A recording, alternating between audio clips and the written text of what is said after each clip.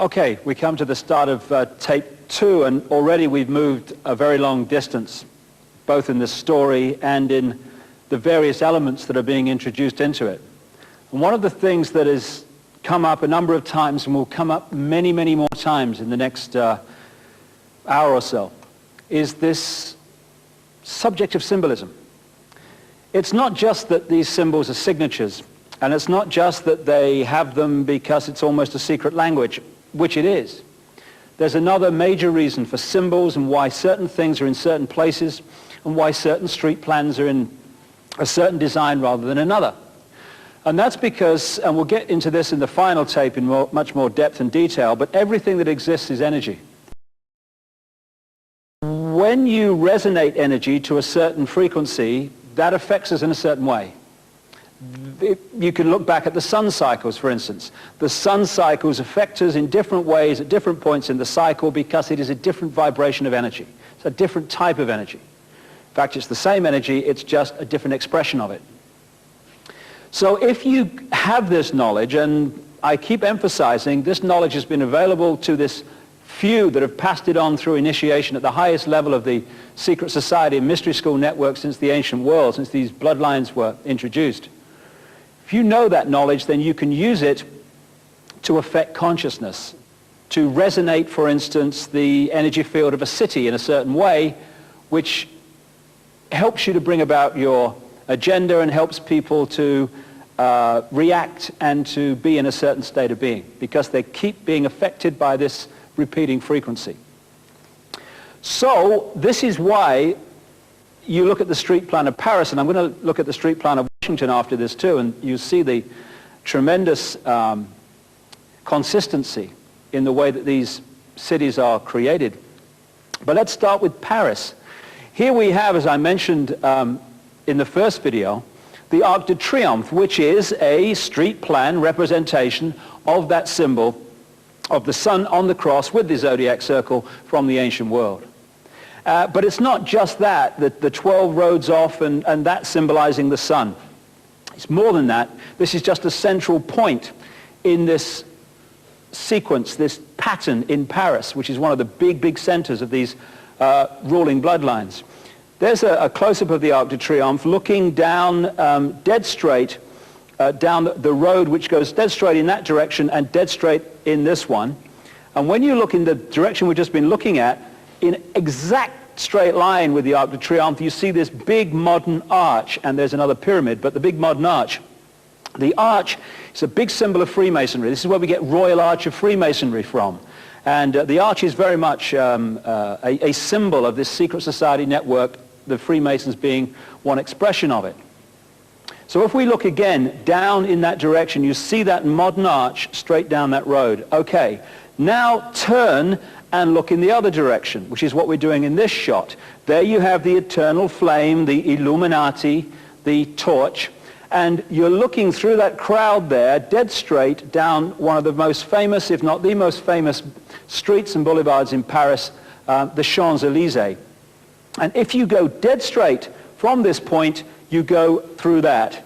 The obelisk, the 3,200-year-old obelisk that was actually taken from Luxor in Egypt, one of the great sacred places, the Valley of the Kings and great sacred places of ancient Egypt, and it was put in Paris in this square.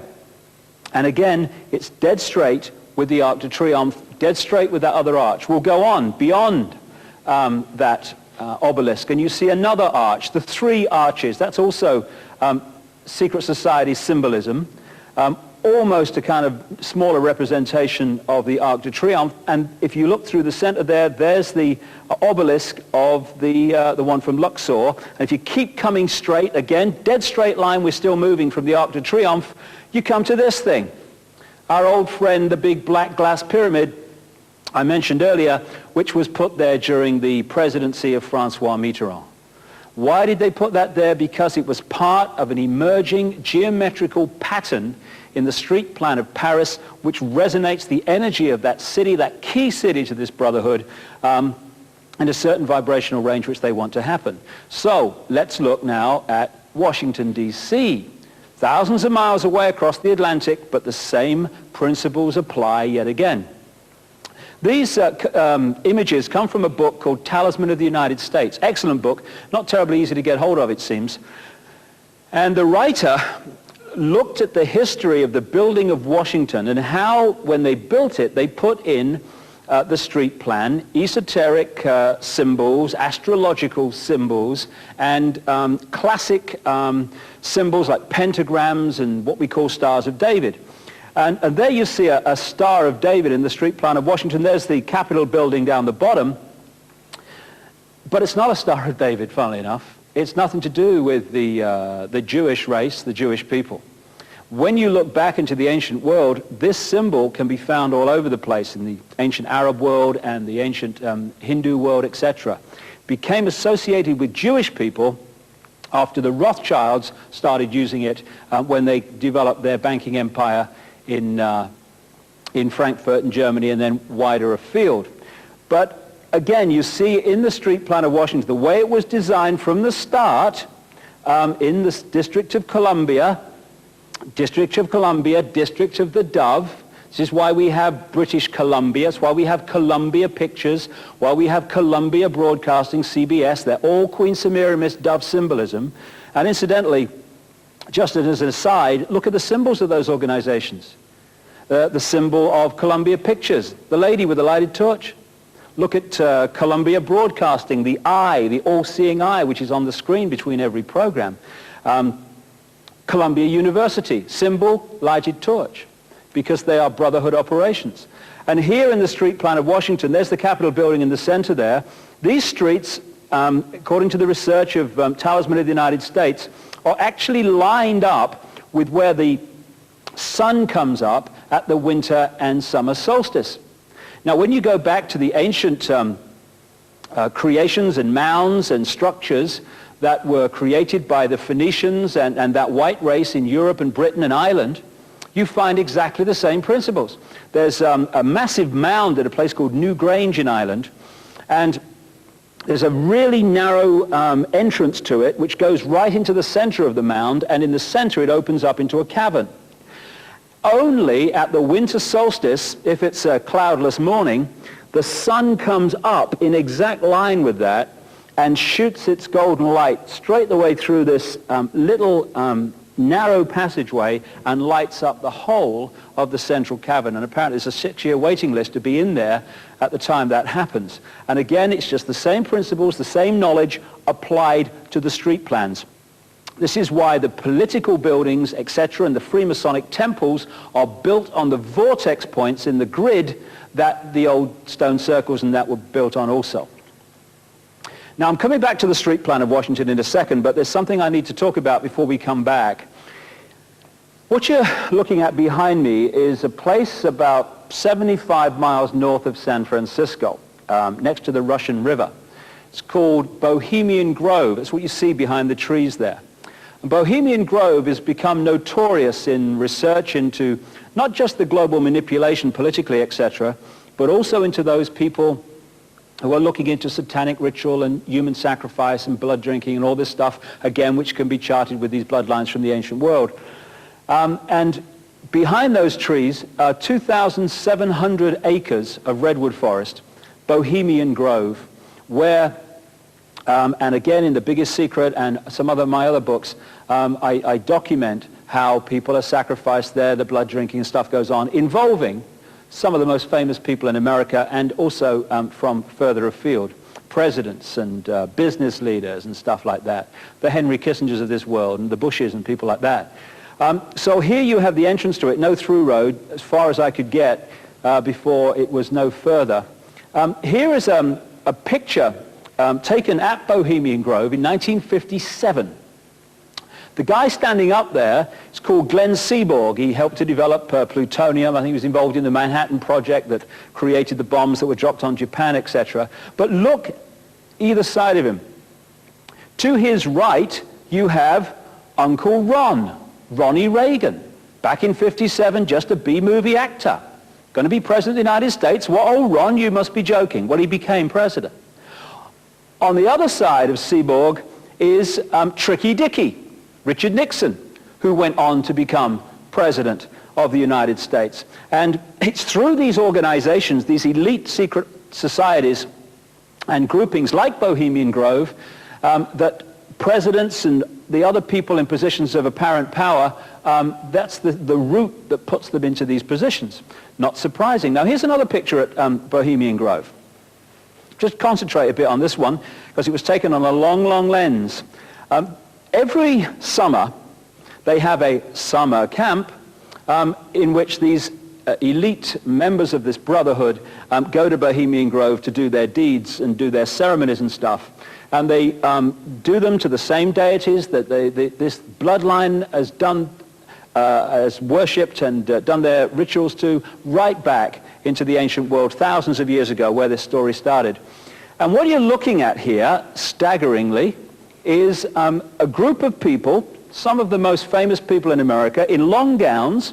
Behind them there you see a 40-foot stone owl. And there's the fire between them, next to the lake at Bohemian Grove. Now, one might wonder, understandably, why the people that run the banking, political, economic system and the media in America should be dressed in long robes doing a ceremony to a 40-foot stone owl. I think we should be told myself. So what's it all about? Again, you have to go back to see the present. Back in the ancient world, these Phoenician, Canaanite, Babylonian bloodstreams, which have merged to become the controlling force in the world, they worshipped a deity called Moloch or Molech. It was a deity that was an aspect of Nimrod, who keeps coming up everywhere, of course. And what they used to do is sacrifice children to Moloch or Molech. They put them through the fire. And in the Old Testament, you see prophets condemning the people for putting their children through the fire to Moloch or Molech.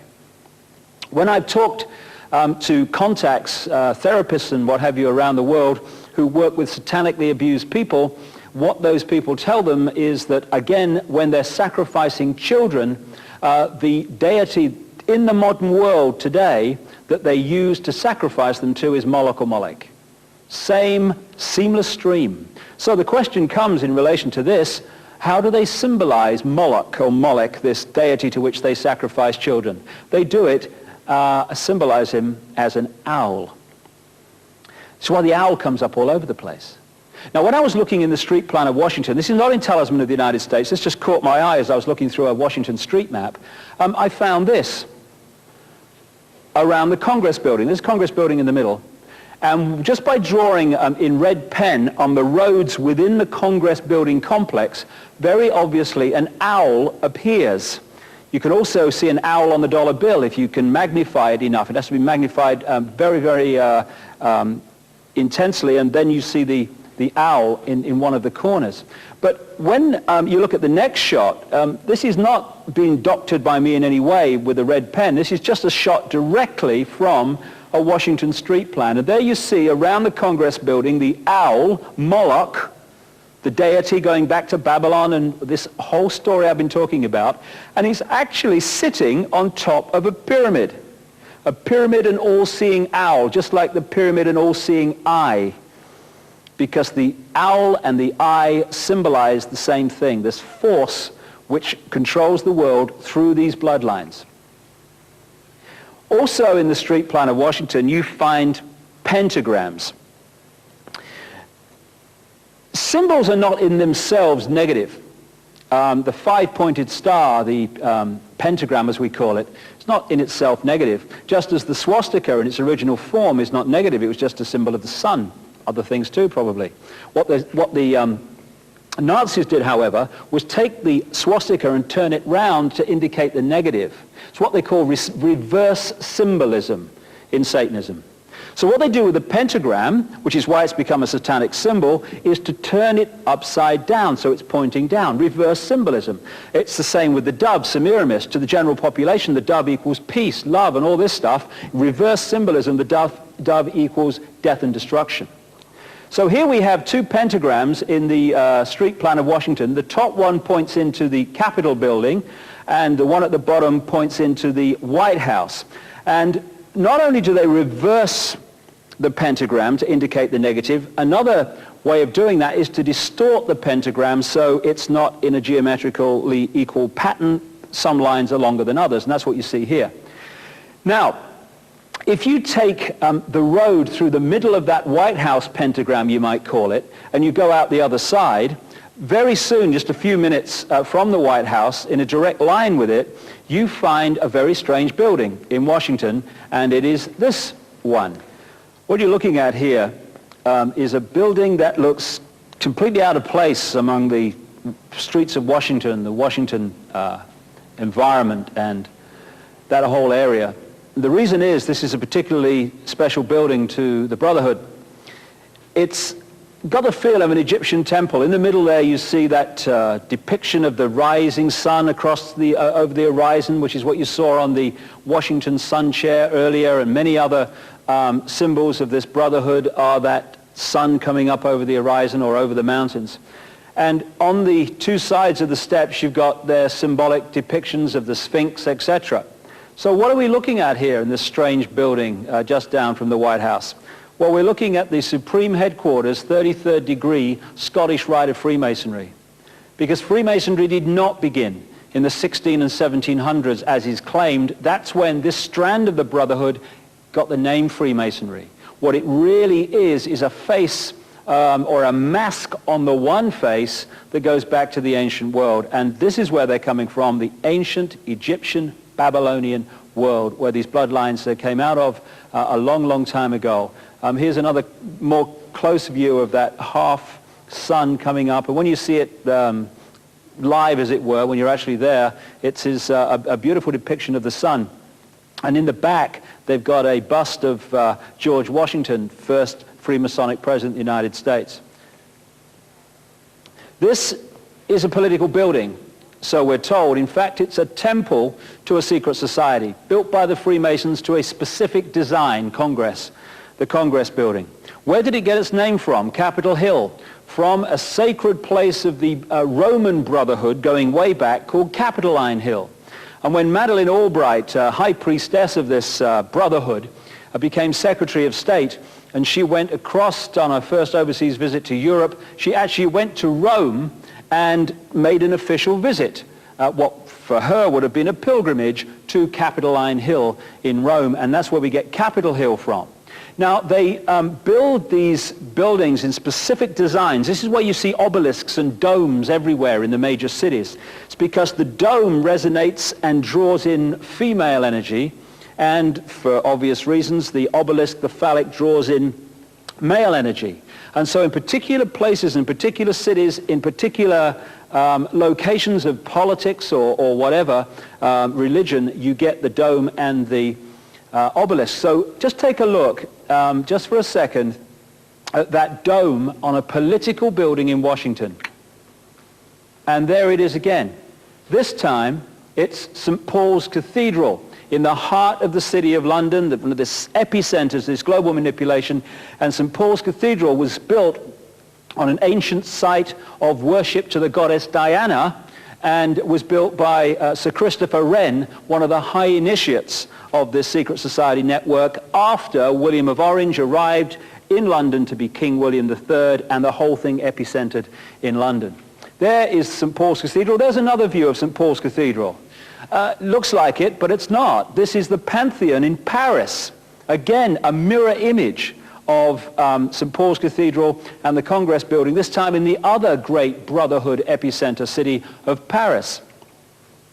The obelisk, there we have the Washington Memorial, the phallic symbol of the obelisk, and this goes to again to ancient Egypt, with the story of the penis of Osiris. It was apparently lost, and Isis got another one, all that stuff they talk about.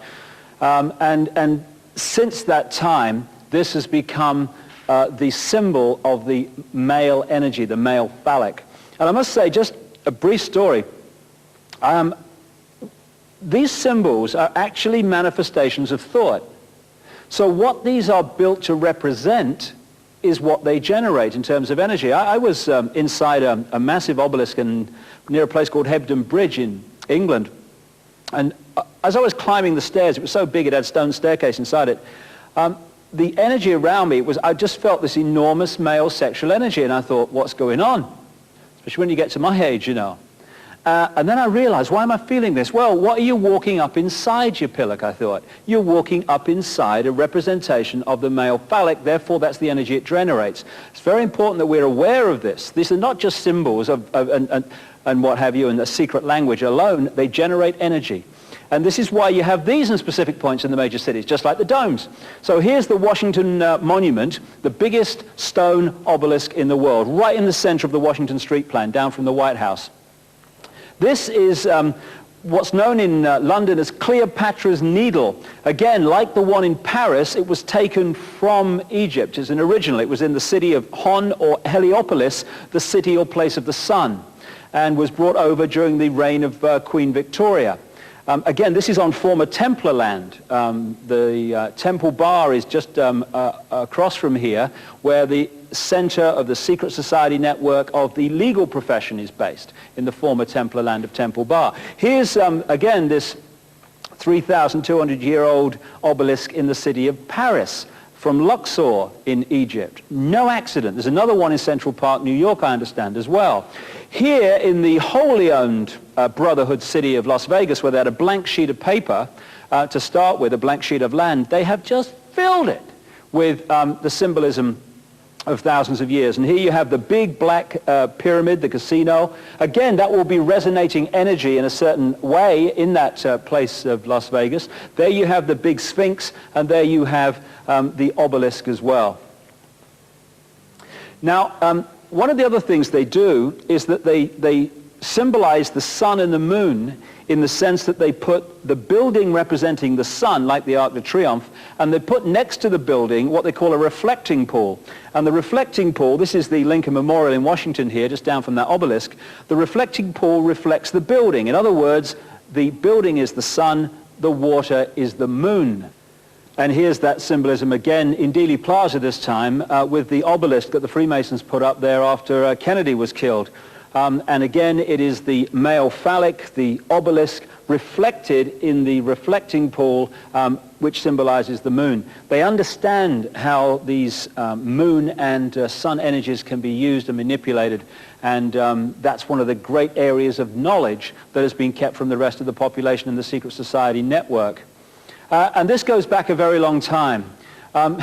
Interestingly, it is this Brotherhood network that created Christianity and created Islam and all the other religions, and the biggest secret documents this in great detail. They created the religions as a prison religion and to imprison the mind of the populace, but they also built the cathedrals and the main churches, and they built them on the vortex points, on their sacred points, in a certain way. Again, I mentioned St. Paul's Cathedral was built on a former site of goddess Diana worship. The goddess Diana was one of the great goddesses of the ancient world. This is Notre Dame, Our Lady Cathedral in Paris, one of the most famous cathedrals in the world, Notre Dame. Because people thought Notre Dame, Our Lady, Mother of Jesus, it was taken as a Christian name.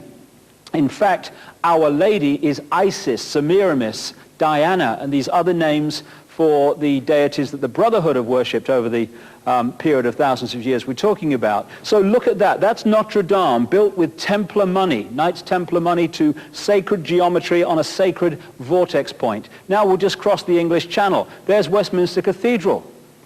Could be the same building. Again, built with Templar money in that same period on a great vortex point. And you've got Big Ben to the left there, the famous clock on the Houses of Parliament, and that is a massive obelisk. And the Houses of Parliament, like Congress, are built on a sacred vortex point. The political buildings are actually temples. Interestingly, this is on Notre Dame Cathedral, and these are the gargoyles. Now, when you look at gargoyles, what are they? They are depictions of reptiles, reptilian forms, often with wings. Bizarre and amazing as it may seem, and I'm the first to agree with that, this is how ancient and modern these reptilians are described in ancient texts and by people who've seen them, and again, the biggest secret documents this in enormous detail. So on the cathedrals and on the stately homes of the British and European aristocracy, you find these reptiles. You also find them on or around a modern airport, Denver Airport. Why are gargoyles in Denver Airport? A modern airport built controversially and for an enormous amount of money in more recent years. It just so happens that those that research into these things, into the extraterrestrial influence on Earth, have designated that, and has some of the people involved in its construction, as a reptilian base, an Anunnaki base, actually in Colorado. In Dealey Plaza, where they killed Kennedy, one of the buildings of Dealey Plaza has gargoyles all over it. Why? Because this is symbolic of the bloodlines and where the bloodlines actually come from and what they're controlled by. This is a depiction 5,000 years BC in the Ubaid culture, the one that just preceded Sumer in what we now call Iraq, and this was a depiction of one of their gods. And again, the reptilian, lizard-type humanoid figure, ancient and modern, keeps coming up again and again, and you can see it also in the states, in the coats of arms and the family coats of arms of these aristocratic bloodlines in Europe. Okay, another indication of how this symbolism works and where they're coming from.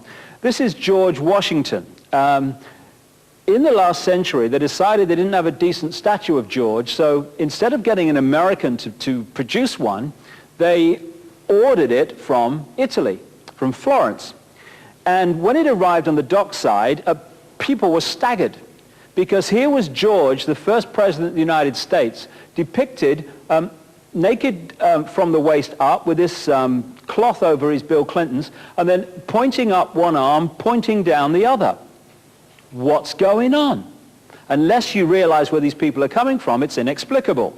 Well, if you just hold that in your mind, arm up, arm down, naked from the waist up, and then Bill Clinton's covered in a piece of cloth, well, this is where it's coming from. This is the ancient depiction of the compilation of the negative force symbol that the Templars worshipped, or the high-level Templars worshipped anyway, called Baphomet. And this is why they depicted George Washington in that way. Now, the skull and bones is a symbol you can keep picking up when you're trying to read the secret language also.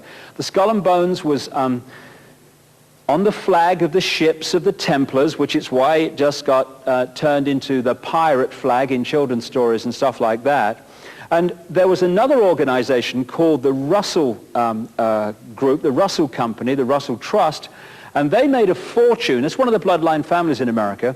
They made a fortune running opium to China for the British during the Opium Wars, when Britain took over China by getting the population hooked on drugs, which is what's happening to the global population today, just a bigger version of it.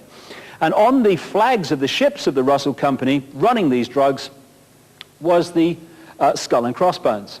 And so it's no surprise that it was the Russell Trust that created one of the most infamous secret societies in America, called the Skull and Bones Society. This is a Freemasonic apron from the last century with the skull and bones on. Why? Because the Freemasons came out of the Templars, and the Templars used the symbol of the skull and bones.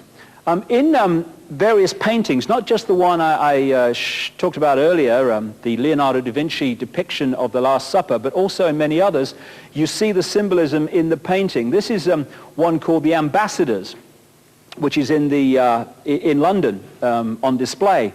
And at the bottom there, you see a very strange kind of, I don't know what it is. When you say to people, what do you think this is? They go, well, I don't know what that is. It's strange. What is it? What's he doing there? But if you look at it from a particular angle, and it has to be from a particular angle, then you start to see what that is in that painting, and it is a skull. And the skull and bones is a constant symbol through these thousands of years of this brotherhood. This is a coin from a legal fraternity in America. There's the skull and bones again. There's the owl at the top, Moloch or Molech. And these symbols keep recurring whenever you're looking at a brotherhood organization.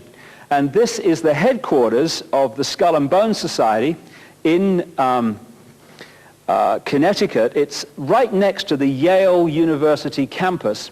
And the Skull and Bones Society, created by the Russell Trust, pulls in 15 very highly selected students every year from the bloodline families, and they go on, in terms of the ratio, in very large numbers to enter the positions of power in America, both in front of the camera and behind the scenes where the real power is. The most famous Skull and Bones member today is George Bush, former president of the United States. His father, Prescott Bush, one of the people who through the Harriman organization helped to fund Hitler, was also a Skull and Bones member. It's very much a bloodline family operation. And it's part of a deeply, deeply satanic black magic network right across the world. On the other side of that coin, by the way, just incidentally, you see the scales of justice. The scales of justice, you know that lady who kind of stands there holding the scales on the court buildings of the world and stuff? That's actually a goddess from ancient Egypt, again, called Maat or Maat, spelled M-A-A-T, and that's what that is. It's nothing to do with justice. It's another brotherhood symbol. Again, you see them everywhere. You go in any Freemasonic temple or secret society building, and you'll find, again, the black and white squares on the floor. And this is not just Freemasonic. Again, you go back into the ancient world, you see the same thing reoccurring. The floor is black and white squares. This is a policeman from England, and I've noticed in America you see the same thing, the black and white squares on the uniform and what have you. That is to indicate the Freemason secret society, although most policemen don't realize this. Now, this is Westminster Abbey, and the same you'll find in Notre Dame and these other so-called great cathedrals of the world. The floor is black and white squares. Why? Because the same brotherhood that uses this symbolism built the things and controls them to this very day. When you get into the transnational corporations, again, you see the symbolism, because as we'll come to as we go along in a few minutes, all these apparently unconnected areas of our lives, banking, transnational corporations, oil companies, connect into the same group, the same controlling force, and so all over the major companies of the world, banks and what have you, you see the brotherhood symbols. This is ARCO, Atlantic Richfield Oil Company, and there its symbol, the pyramid with a capstone missing, looked at from above. One of the classic symbols. Chevron. All you need to do to see the symbolism of this is to see this not as two one-dimensional ticks, but as two three-dimensional boxes, one on top of another, which is very symbolic in the secret language. One square equals we control all that is right, all that is just, all that is fair. This is where we get everyday phrases from, like a square deal or being fair and square. One square on top of another square in any form means we control all that is right and all that is wrong, all that is positive, all that is negative, all that is just, all that is unjust, all that is this, all that is that. We control everything. And so that's what that's saying. And so appropriately, when you look in the main lobby of the Houses of Parliament in Britain, you find the two squares, one laid on the other, the so-called eight-pointed star, and that says we control everything in the Brotherhood secret language. Also, as I travel the world, the number of times I see police forces have their badge in the center of two squares laid on top of each other. This is Sussex Police in Britain, but I've seen it all over the world, the same thing. Very appropriate. We control everything. One of the most important strands of this bloodline, going back to the Anunnaki of the ancient world and this hybrid race that was created, is France. And particularly an area of France and across the German border called Lorraine, or Alsace-Lorraine. And the House of Lorraine has been a real home for the purest of these reptile Martian or reptile human bloodlines. And the House of Lorraine developed this symbol, the double cross. See that there on this guy. Double cross. That's where we get the phrase being double-crossed, being manipulated. How appropriate. And so you take the double cross, and we see it in the modern world in Exxon, the Rockefeller-controlled or guided oil company, with the double cross in the symbol. Again, to the uninitiated, people would look at that and say, oh, it's just a symbol, mate. but actually to the initiates who run this show, it actually means something. A Texaco oil company, esoteric symbols again, the circle, the pentagram, and the T-cross of Freemasonry, the Tau cross it's also called. Again, symbols are talking to the subconscious. When you look at that symbol, you can't hear words coming off it in a conscious way, but it's actually resonating an energy that talks to the subconscious. This is why advertisers who are in this knowledge stream manipulate advertising in a way that they use certain colors, certain phrases, certain symbols to talk to the subconscious and get us to then buy the product in a conscious way, thinking we've made the decision when we've been stimulated from a much deeper level. Subliminal advertising is massive. Amoco, the oil company with the lighted torch. Again, the same symbol that keeps recurring all over the place. The British royal family, the Windsors, are one of the most identifiable of these reptile-human bloodlines that have been controlling the world increasingly powerfully for so long. In the ancient world, on caves and underground areas in Cappadocia, an ancient Phoenician center, you find the splayed cross on the wall, what we call now the Maltese cross. And so appropriately on the crown that crowns the monarch of England, this is the crown on which, or with which, the Queen of England was crowned back in the 50s, 1953, you see again the Maltese cross, and that keeps coming up again and again. Also on that was the fleur-de-lis. The fleur-de-lis is a symbol of Nimrod. Here are some of the sticks the Queen holds, you know, in the ceremonies and stuff, scepters they call them. And once again, you see the Maltese crosses and the doves. The dove, Queen Semiramis, the deity of Babylon, on the various scepters and bits and pieces that they use in their royal ceremonies and regalia and heraldry and stuff in Britain, because this to an initiate means something very significant. This is the Dutch royal family. Again, you've got the splayed cross, the Maltese cross, and the Dutch royal family are the same bloodline as the British royal family, because the royal families of Europe are one bloodline, just offshoots of it. And all the surviving royal families of Europe are blood related to William of Orange, William III, who helped this scam to really motor when he became King of England, as I talked about earlier. And one of the members of the Dutch royal family is a guy called Prince Bernhard of the Netherlands, and he'll come up as we go along, good mate of Prince Philip, both knowingly manipulating this agenda I'm talking about. So we go to the Nazis. Now, of course, the Allies were against the Nazis. I read that somewhere too. But it's funny, the same symbolism comes up. On this Nazi, you've got the Maltese cross. It was a big Nazi symbol. You've got the flying disc, which was a symbol of the sun in Egypt and other ancient cultures. And as we go along here, here's the classic Heil Hitler symbol. What was that? It was a symbol from a ritual of a secret society, a satanic secret society called the Order of the Golden Dawn, involving a guy called Aleister Crowley, which was working through both the Allies, the British, and the Nazis during the Second World War. And here's a guy who's kind of, he collects them, this fella. Another Nazi, look, he's got the Maltese cross. He's got the skull and bones, he's got the reverse swastika, the sun symbol of the Phoenicians, and he's got the eagle, which is symbolic of the phoenix, the sunbird of the Phoenicians and the Egyptians. And this is why you see eagles everywhere in coats of arms and national badges, not least the United States. Here it is. The original, apparently, coat of arms of the United States actually had a phoenix until it was switched to the eagle.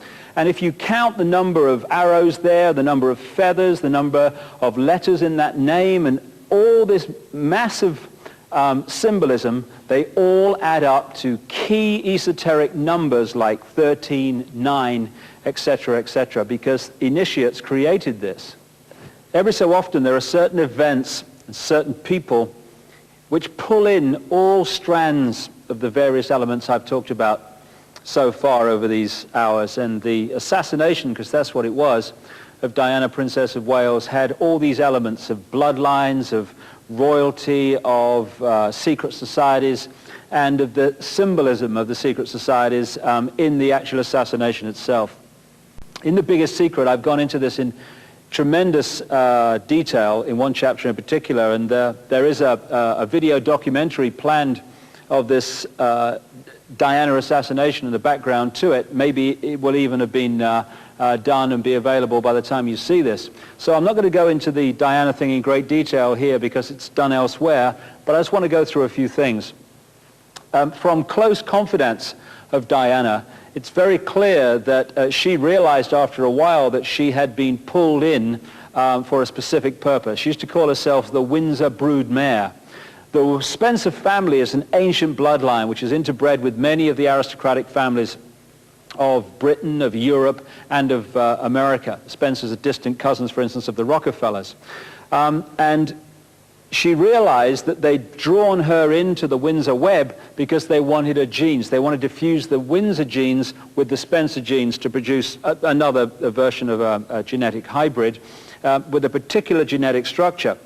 And from the very start, it's clear when you look at the story and the information that she was pulled in and identified for this from a very, very early age. She was actually brought up on the Sandringham estate and knew the Queen and Prince Charles and stuff from a very early age.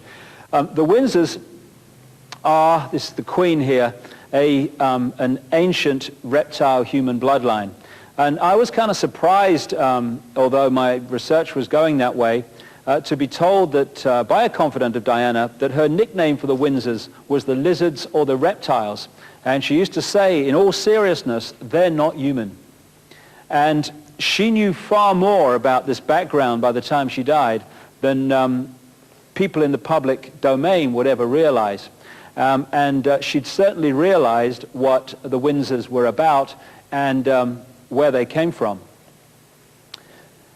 Now, this is a guy who has been going around saying that Diana and his son Dodi were assassinated. I haven't got time to go into why someone might feel it acceptable for their son to die in a road crash, but if you read The Biggest Secret, you can see some of the background to this. If we start judging whether something is possible by what we would do, we're going to lose the plot, because not everyone thinks like everyone else.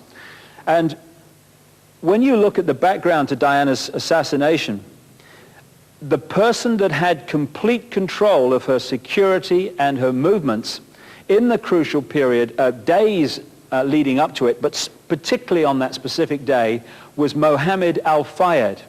And when you look at his background, as I've said in The Biggest Secret, you know when Mohammed Al-Fayed is trying to kid you, trying to tell you something that's not true because his lips are moving.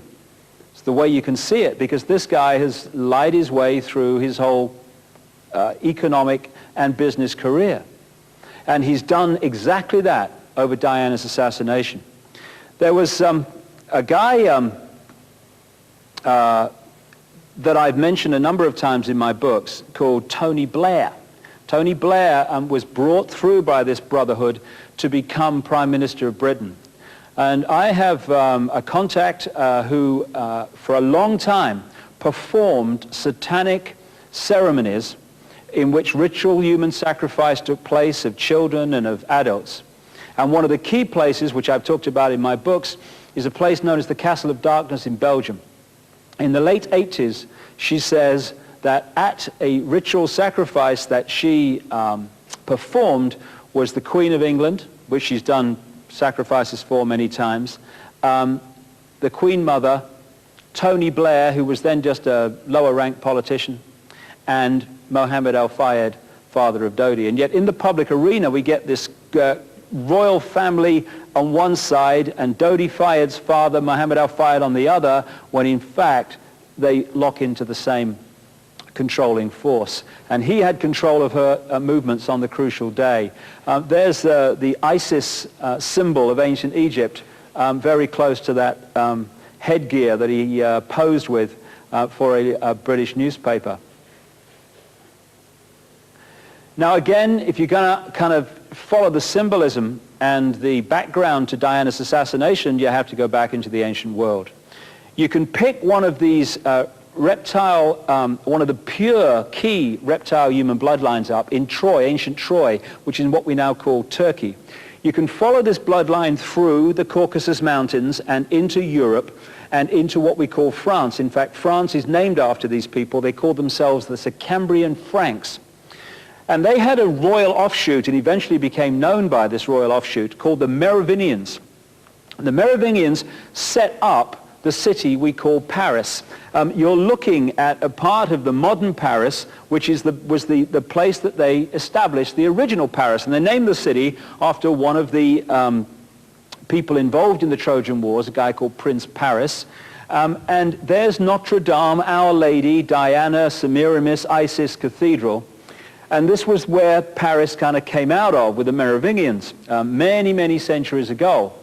Now, these Merovingians, Franks, Sicambrian Franks, worshipped the goddess Diana, who was one of the great goddesses of the ancient world. And they built underground chambers just outside the original Paris to do their sacrifices and ceremonies to the goddess Diana. Of course, as Paris has got bigger and bigger, the area of that sacrifice area for the goddess Diana is now modern Paris. And it's still an underground chamber. That point is called the Pont d'Alma Tunnel, where Diana died in 1997. And Diana is actually blood related to the Merovingian line.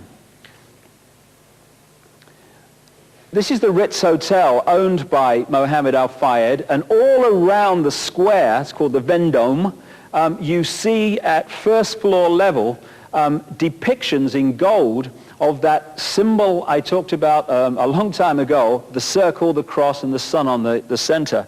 And it comes from one of the French kings, one of the Louis, who was known as the Sun King, who built the Palace of Versailles. And in the back of the Palace of Versailles, in the grounds, is a depiction of the goddess Diana, which this aristocratic bloodline network very much focus on as one of their deities.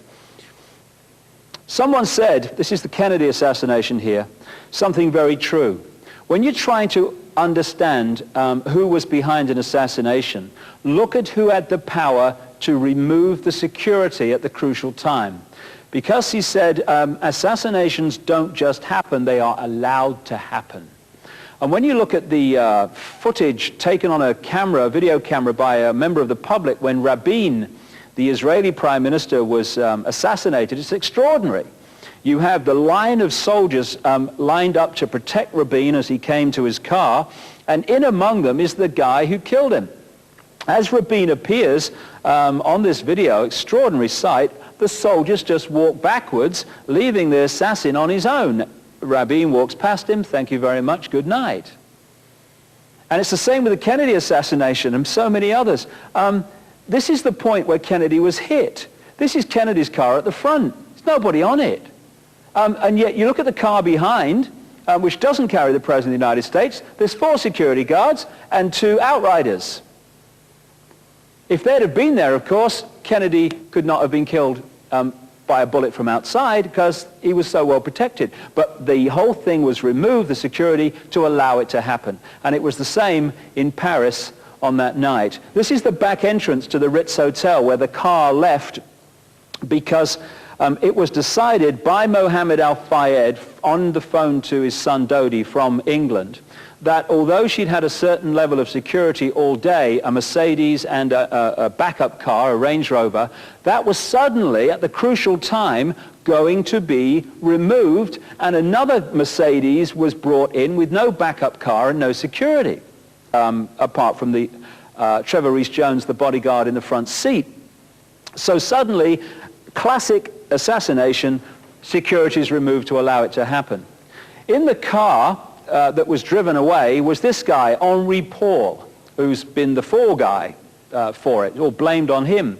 He is an asset, or was an asset, of British and French intelligence, had been for a long time, and he had 4 bank accounts which had considerable amounts of money paid in the period leading up to that, not necessarily for what happened to Diana, but because he was an asset of British and French intelligence, which is the same organization.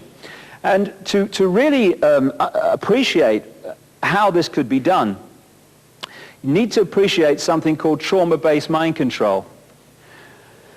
During the last war in the concentration camps of Germany, in fact, way, way back this has been known about, but particularly during the last war, they started to perfect the manipulation of a natural mechanism in the mind that shuts out trauma. What they did was to understand that if you could systematically traumatize someone, their mind would shut out the memory of it and create an amnesic barrier, which would be disconnected from the rest of the mind. This is what happens when people have a major road accident and they can't remember what happened. It's because the amnesic barrier has been created to shut out trauma so we don't keep reliving the horror. Good thing. But they realized that if you could do that systematically and start with children, particularly before the age of 5 and 6, you could turn their minds into a honeycomb of self-contained compartments, none of which was aware of the other's existence. This guy was what they call a multiple, Henri Paul, which in their mind is broken up into different compartments, and so through trigger words and what have you, and trigger sentences, hypnotic keys, one amnesic barrier becomes the conscious level. That experiences something or is programmed to do something, and then he's pushed back and another one's pulled forward. It's actually got to the point where, amazing as it may seem, you can be drunk in one compartment and completely sober in the other, which is interesting in relation to what happened if you look at the story of Henri Paul. Once the programming is in there, and in The Biggest Secret, I put incredible documentation and background to this and what happened, and trauma-based mind control and how it creates assassins and people going crazy with guns to justify taking guns out of circulation, all this stuff. When you look at the background, all that is necessary is to program the guy, push that programming back into the mind, and that will stay there at the subconscious level until some trigger comes in. When that trigger word or trigger action or whatever is said or done, that programming is activated. So you can be in normal mode and be very normal and no problem and never noticed anything different about old Henry that night. Trigger word, bang, programming, you're like a robot. And what gives away this is the fact that the car hit the 13th pillar. If you read The Biggest Secret, you'll see the incredible obsession with symbolism that this brotherhood has.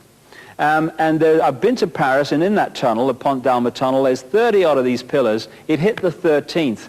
The 13 is the number that reoccurs again and again and again and again, constantly over thousands and thousands of years in all these different brotherhood groups and all these different secret societies. And it relates in part to the 1 and 12, that symbol again of the sun and the 12 months, the 12 areas of the zodiac.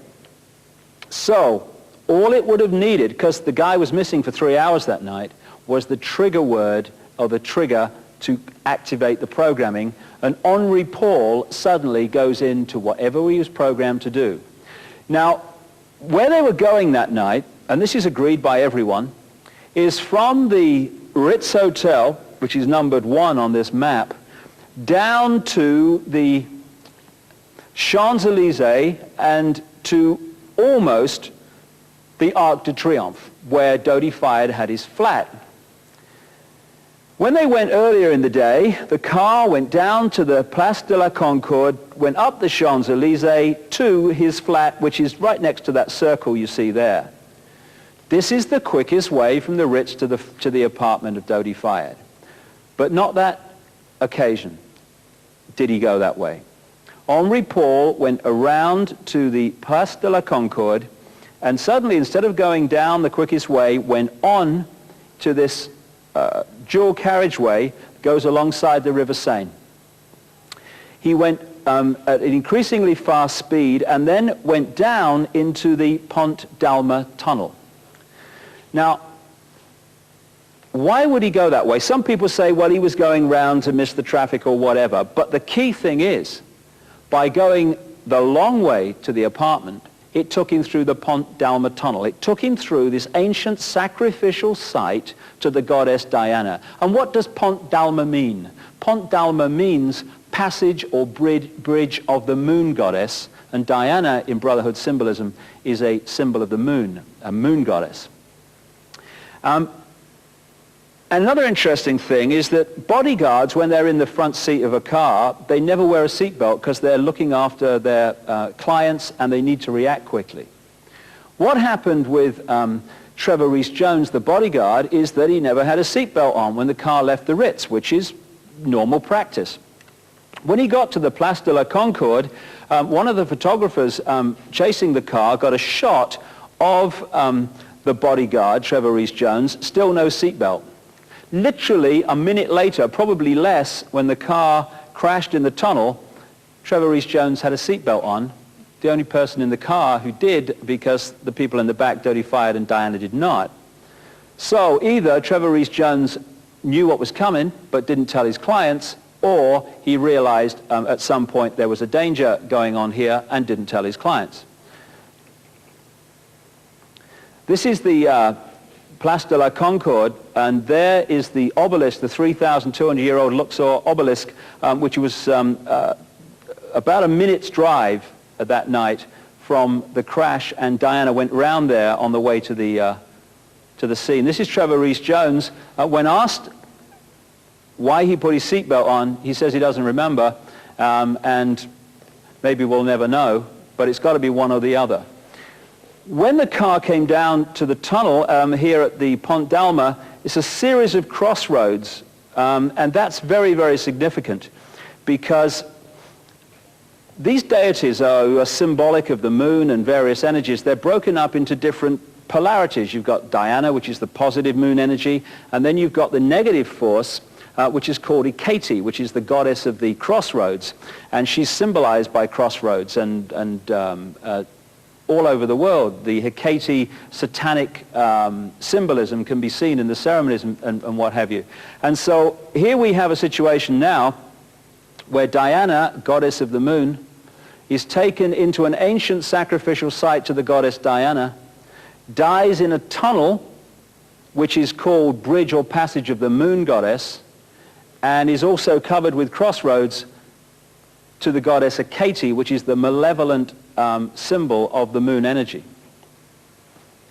This is the Pont d'Alma tunnel. It's very short, and I've been through it, and they keep telling me in the media it's very dangerous. I didn't really see that myself. And it's very close to the Arc de Triomphe, which is another obelisk symbol. This is the 13th pillar, and there's no way that car hit the 13th pillar, given the obsession with symbolism of this brotherhood, unless it was meant to happen. I've talked to people who are experts in this mind control, who work to deprogram people who have been mind controlled in this way. And I said to them, is it possible to mind control a driver on a subconscious level to go into that tunnel and just whack the 13th pillar? Because, of course, in the conscious level, you'd say, come on, it's not possible. And everyone has said, absolutely, for this reason. The conscious level has a certain feeling of time. So going into the tunnel at 60, 70, 80 miles an hour and then hitting the 13th pillar, you must be joking.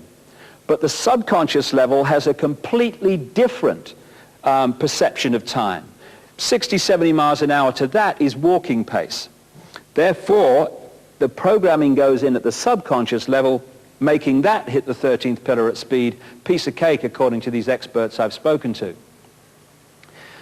Diana actually survived the crash. All reports say that. But instead of being taken to hospital, where she could have got treatment that could have saved her life, she was held in that tunnel for a very, very long time. Medical experts outside of France have said it's ridiculous how long it took. About 95 minutes from the crash to get her to hospital, by which time she was clinically dead. Between the Ritz and the tunnel are 17 of these things, traffic cameras, which are filming the road which the car passed down. Had they been on that night, we wouldn't be standing here saying, well, I wonder what happened, could have been this, could have been that. We'd have seen it. All 17 were switched off in the period it took the car to get from the Ritz to the tunnel. Not only that, people who were tuning in that night in Paris to the police frequencies, as some people do, have reported that the police frequencies in central Paris were also switched off in the period it took the car to get to the tunnel. Just a coincidence, nothing to worry about. This is the shot that that particular camera would have had. The Mercedes came in on this side of the road, and had that camera been on, everyone would have known by now what happened. They could have seen it, but it was switched off, or at least we're told it was. And so we have a situation in which Diana was held in that place for all that time, and she was clinically dead by the time she left it. And the question has been, even from people who've said, yes, it was an accident, why did they do that? Because according to the strict and obsessional symbolic ritual of this brotherhood, she had to die in that underground chamber on the site of ancient Diana worship and sacrifice to Diana. There's no way she was going to be allowed to leave the tunnel until she was dead, and so they kept her there all that time, when most doctors, as some have pointed out, would have had her to hospital as quick as possible, and she'd still be alive today, almost certainly. So the Diana story is just full of endless symbolism, and I'm just skipping the surface here. The detail is absolutely mind-blowing. This is the top of the Pont d'Alma tunnel. And as I mentioned earlier, there is the depiction of the flame held by the Statue of Liberties in Paris and in New York, standing on a black pentagram, the classic satanic symbol. And that is where they take the flowers and stuff now. This area of Paris with the Eiffel Tower, the River Seine, is an ancient sacred site to this brotherhood. And it's absolutely no coincidence that this is where they brought Diana to die that night. Indeed, when you go through her life in general, you find that the symbolism of the goddess Diana comes up again and again. When she married Prince Charles, they married her in St. Paul's Cathedral. St. Paul's Cathedral is on an ancient site of goddess Diana worship.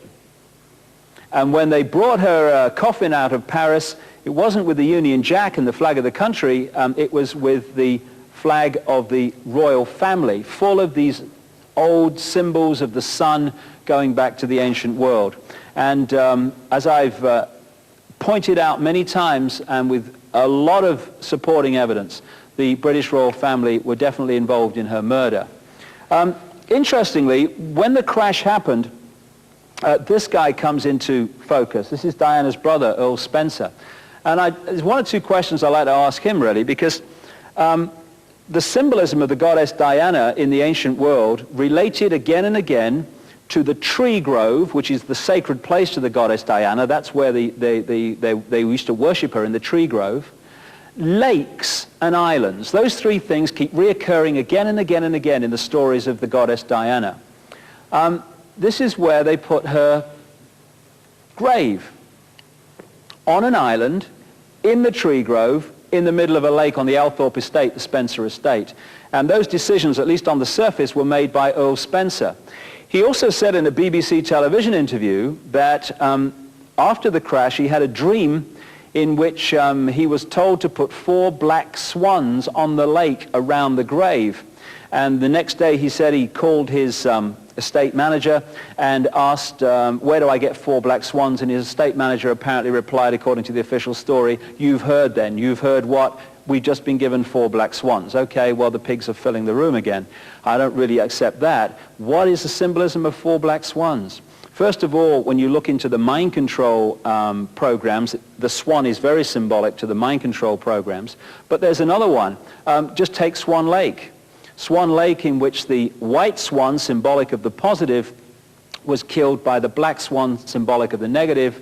And here you had the positive Diana energy killed by this brotherhood, and the 4 black swans on the lake are tremendous symbolism, occult symbolism of that negative force overcoming the positive. And in the Althorpe estate now you have this, what you might call temple to Diana, And on many of the aristocratic estates and stately homes of England that carry these reptile human bloodlines, you find either temples to the goddess Diana in the grounds or areas of the stately home handed over to the goddess Diana. So this lady was a great example of the way that people are not just assassinated, but are assassinated in a way that follows ancient ritual. Because ritual is very powerful. If you do things in a certain ritual way, it generates a much more powerful energy than if you just killed someone in a straightforward way. But as I say, in The Biggest Secret, I go into this in enormous detail, and the symbolism is just stunning of this event. Okay, we're in the modern world. We've come a long way over thousands of years. This brotherhood, as it came out of the Near and Middle East into Europe and then through the British Empire across the world. And we're now at the point where the control of the globe is possible. And we're also at a point, a crossroads, where we can choose to take the road of freedom, or we can choose to stay as we are and allow this agenda to unfold and further imprison, in a most extreme way, the human race in the next few years. Just a choice. We take that choice, this is gone. But we need to make that choice and do something about it. The aim of this agenda over this long period of time has been to create this structure. And don't take my word for it, just look around the world. It's unfolding now. This is not a theory or a prophecy. It's happening on CNN when you turn on every day. You're seeing it unfold. It is to have a world government which would control a world central bank, a world currency, a world army, and a microchip population. The microchip population is already being introduced. Under that structure of world government, the army, incidentally, the world army is designed to be NATO, gathering more and more countries and then becoming the world army by stealth. Under that world government is a European Union, which is now with a single bank and a single currency and very much in place. The American Union, the America's version of the European Union. The European Union came out of a free trade area called the Common Market, the EEC. The American Union is designed to evolve out of NAFTA, another free trade area, North American Free Trade Agreement. And in 1994, APEC, another free trade area, was created in the East and the Australia area, and that is designed to evolve into the Pacific Union. Under that is designed to come nation states and regions, and then the people with no power whatsoever to control their own destiny, because the major decisions are made at these higher levels of power, particularly the world level.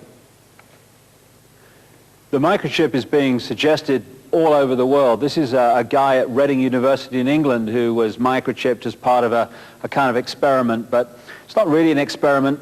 All over the world in our lives now, that we're being prepared to take the microchip. People on one level think it's about electronic tagging and it's about knowing where people are, and that's okay, that's on one level of it. But it's more than that. The guy I talked about very early on in this video series, the guy with the patch on his chest who works for the CIA against his will, he was telling me, and other people have done too, what the microchip can really do. And if we allow ourselves to be microchipped on the basis of, oh, well, it's better than having credit cards and money, that's what the cashless society is about. It's about getting people to be microchipped. And we'll never lose our child again if we microchip them at birth. All this stuff's being suggested now.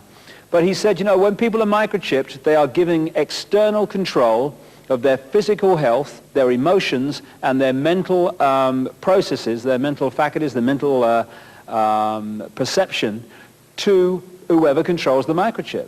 And if everyone's microchipped, you suddenly got mass control on the end of a button almost of the population. That's the idea. That's what we're being drawn into as part of this agenda as it unfolds. And if we say no to one thing only and then go back to watching The Price is Right, let us say no to the microchip, because then at least we've got a bit of a chance here. The United Nations symbol came out of the Freemasonic symbolism also. The United Nations was created to be a focus for the centralization of global power, like the world government on that earlier slide. The sections in that target type symbol of the United Nations, there's 33. Just happens to be 33 degrees of the Scottish Rite of Freemasonry. And it's kind of nicely framed, isn't it, with those leaves. I wonder where that came from.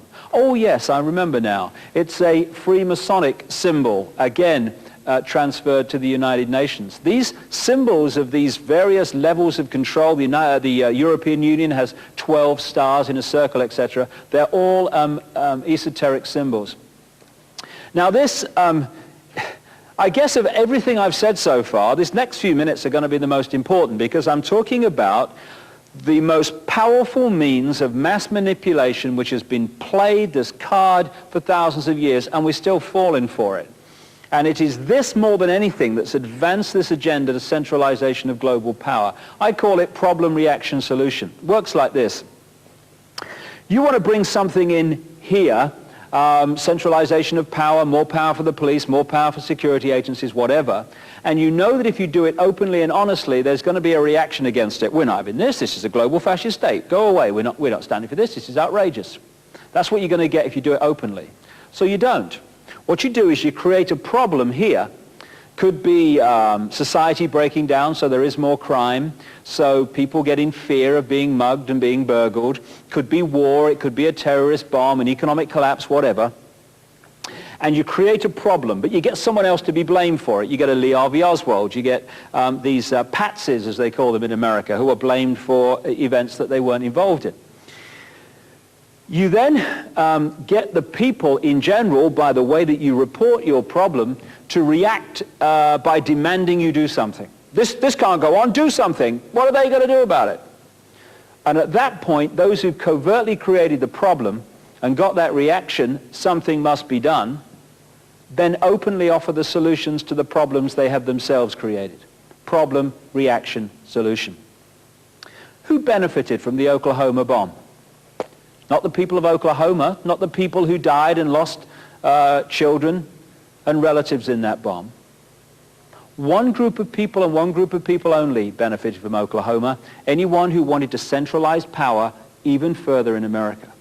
Because anti-terrorism bills went through Congress that took away basic freedoms from Americans purely and only because of that bomb.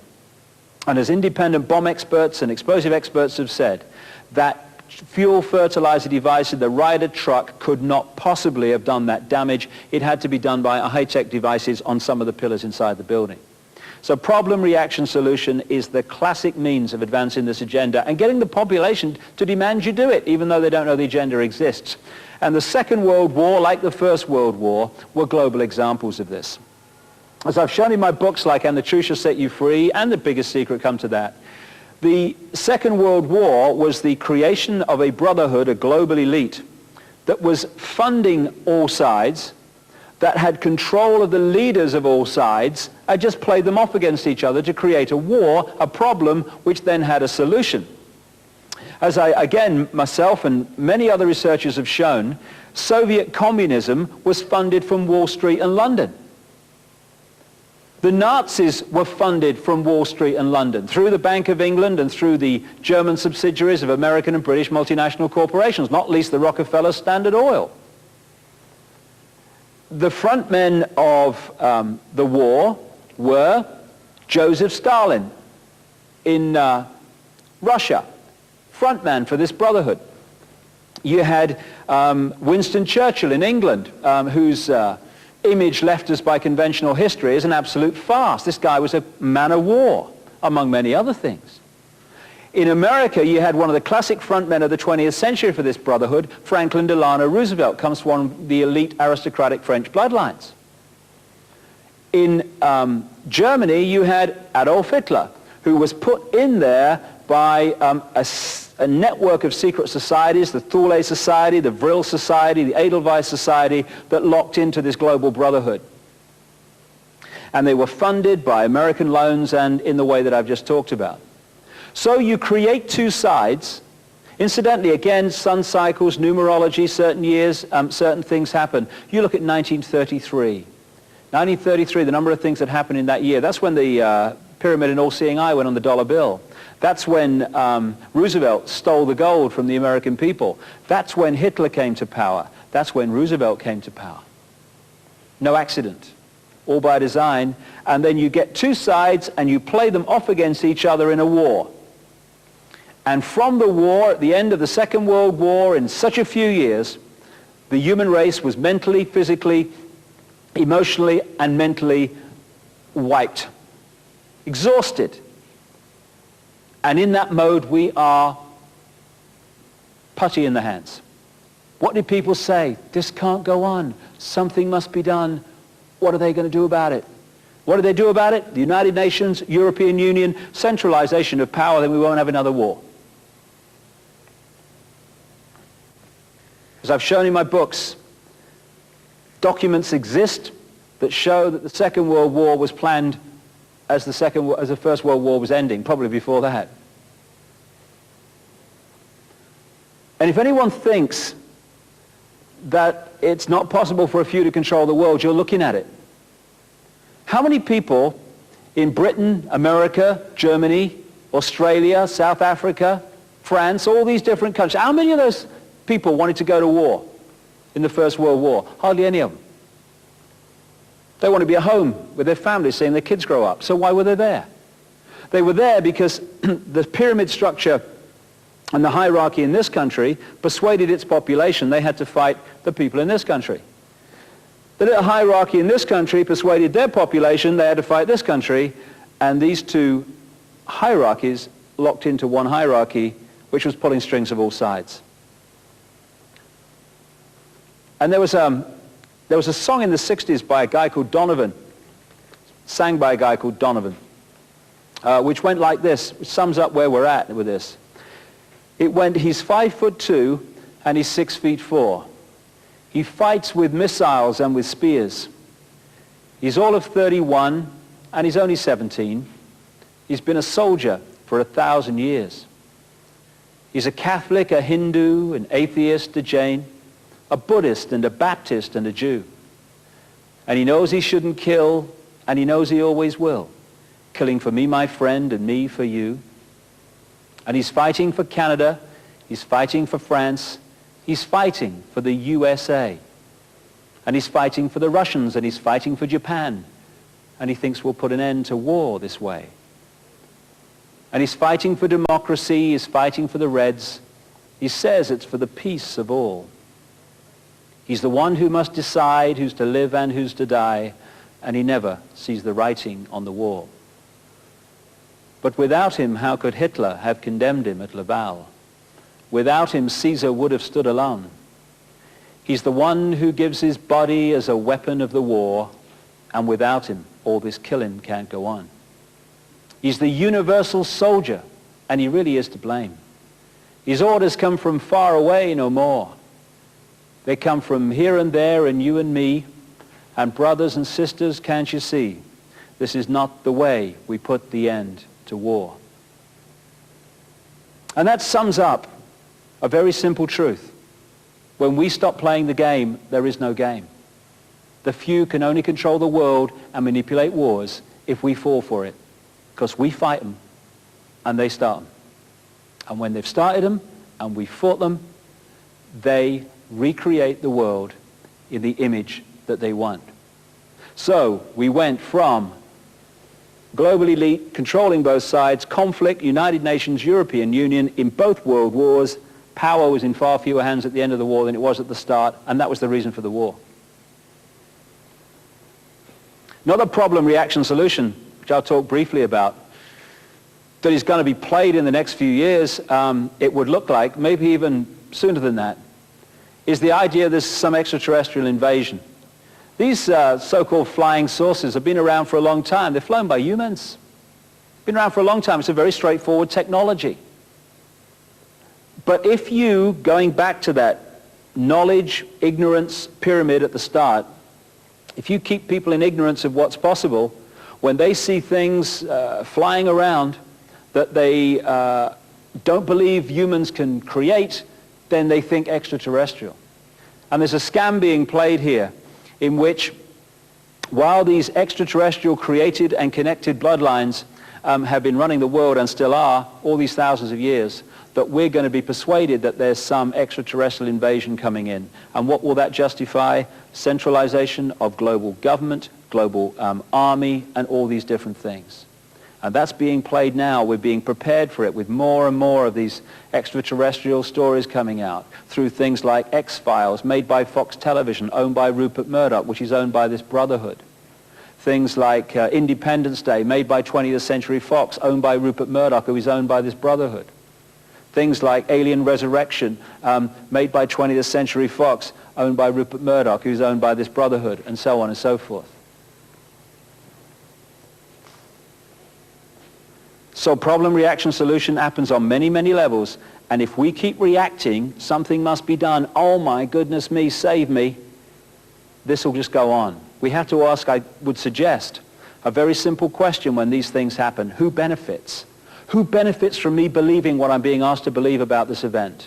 And if who benefits, and invariably it does, anyone who wants to centralize power in the world, we should do a lot of thinking before we jump in and say, do it, anything to change the situation we're in. Alongside problem, reaction, solution is another technique. I call it the stepping stones technique. James Madison once said, I believe there are more instances of the abridgment of the freedom of the people by gradual and silent encroachments of those in power than by violent and sudden usurpations. And what that is saying in simple terms is if you want to go from here to there, you know if you go in one jump, people are going to go, what's going on? What's going on? So what you do is you do it in little steps, each step projected as totally unconnected to the others, and suddenly you're here, and when people look back, they say, my goodness me, where did this come from?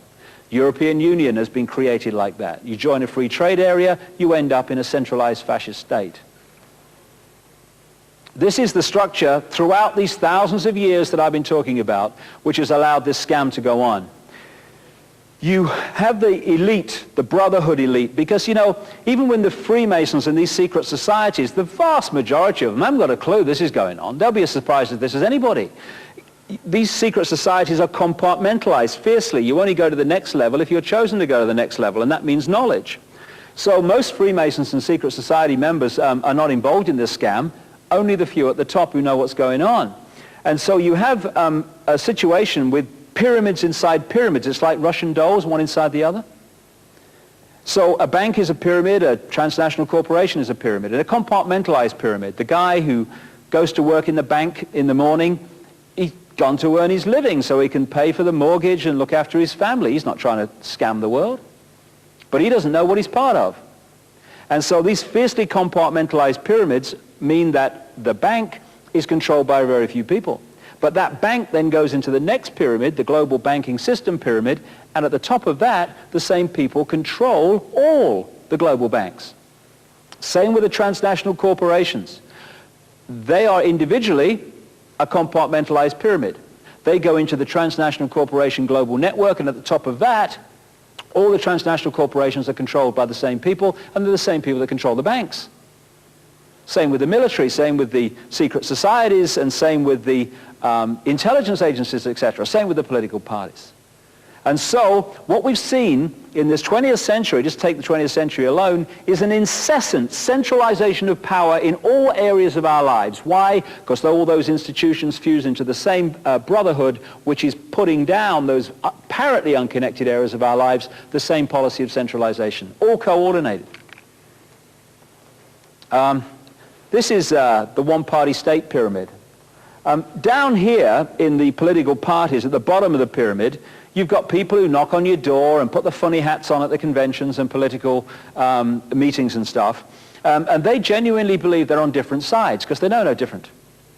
But as you go up these pyramids to the point that I'm talking about, to this brotherhood, these political parties that appear to be different in public fuse into the same leadership. So the people that supply or dictate who's going to run for president in the Democrats in America are the same people that dictate who's going to run for the Republicans. Same all over the world. It's one-party states, but we have to believe we have multi-party states and freedom and choice. Otherwise, we might rebel against not being free. We've got to be persuaded we are. And these political parties, in the end, are controlled by the same people.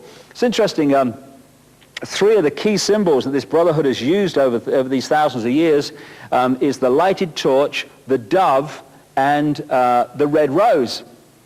And the three political parties in Britain are the Labour Party, Tony Blair's government, which is the red rose symbol, the Liberal Democrats, which is the dove, and the Conservatives, which is the lighted torch. Just a coincidence, nothing to worry about. We are told, and the media emphasizes this, and the leaders of politics, etc., walk the world stage as if they are at the peak of political decision-making in the world. When you look at the way it really works, the presidents, prime ministers, and heads of NATO, etc., are nowhere near the top of this global pyramid. They're some way down. And they are appointed and manipulated into power by those above them that control the banking system, the media, etc., which you need to have money and media support if you're going to make these positions. So presidents and prime ministers, why they stand there as, you know, someone once said the president of America is the most powerful man in the world. My goodness me, what a joke. They are administrators of an agenda which is being decided above them by people outside the public eye mostly. This is the health pyramid, another wonderful example of how this works. You've got the transnational drug corporations controlled by this global elite. They, the transnational drug corporations, created the World Health Organization within the United Nations. The World Health Organization as a committee called Codex, which is devising regulations to make life very much more difficult for alternative healing and food supplements, etc. The Codex regulations come down and are introduced by European and national governments, go through the medical profession, and then are imposed on the people. And the alternative health methods, I say alternative, they've been around for thousands of years, the scalpel and the drug for 10 minutes, they are being squeezed out by this edifice of power. And because the drug companies control the World Health Organization and the doctors, etc., situations can arise like this. A few years ago, the World Health Organization announced there was going to be a measles epidemic the following year. And in Britain, the government spent taxpayers' money to produce very fear-based advertisements, black and white, with a big ominous voice saying, by the end of this year, one of these children on the picture will have died from measles. Oh my goodness, fear, the manipulation of fear again. As a result of that, there was a 99.99999% take-up all over Britain of that measles vaccine. A whole generation of children had that vaccine, and who supplied the vaccine? The transnational drug companies who, through the World Health Organization, had arranged for that announcement to be made. What happened? No measles epidemic. But then you say, what was going on? What about the epidemic? They say, well, there wasn't one because people were vaccinated. So the cycle goes on and on and on. Vaccination is one of the key ways that the human body and the human immune system is being undermined according to this agenda. Over the years, different groups of these secret societies have emerged for specific tasks. And because the agenda has a specific time scale, and across the millennium is the time of introduction, through this century, this agenda has been advanced quicker and quicker and quicker. Towards the end of the last century, and right at the start of this one, a secret society was created in Britain, not surprisingly, called the Round Table. It was headed up originally by a guy called Cecil Rhodes, who was one of the bloodline families that orchestrated the manipulation and takeover of southern Africa by Britain. Also, Rhodes scholarships came out of this guy, Cecil Rhodes. I think I mentioned those earlier, where the youngsters of the bloodlines around the world are picked up and given a Rhodes scholarship to Oxford University. This comes out of the same guy. Well, he died in 1902, and other people took over. And there were roundtable groups, interlocking, set up around the world. The key places were America and Britain. And when we had the First World War, the key people in the American War Administration were members of this round table, and the key people in the cabinet in Britain were members of this same round table. So they orchestrated the First World War, and afterwards, when they were deciding how the world would be redrawn as a result of the war, the very same members of the Round Table were appointed to the Versailles Peace Conference to decide how it would be set up and redrawn. Classic problem, reaction, solution. Create the problem, create the war, get the reaction, something must be done, and then offer the solution.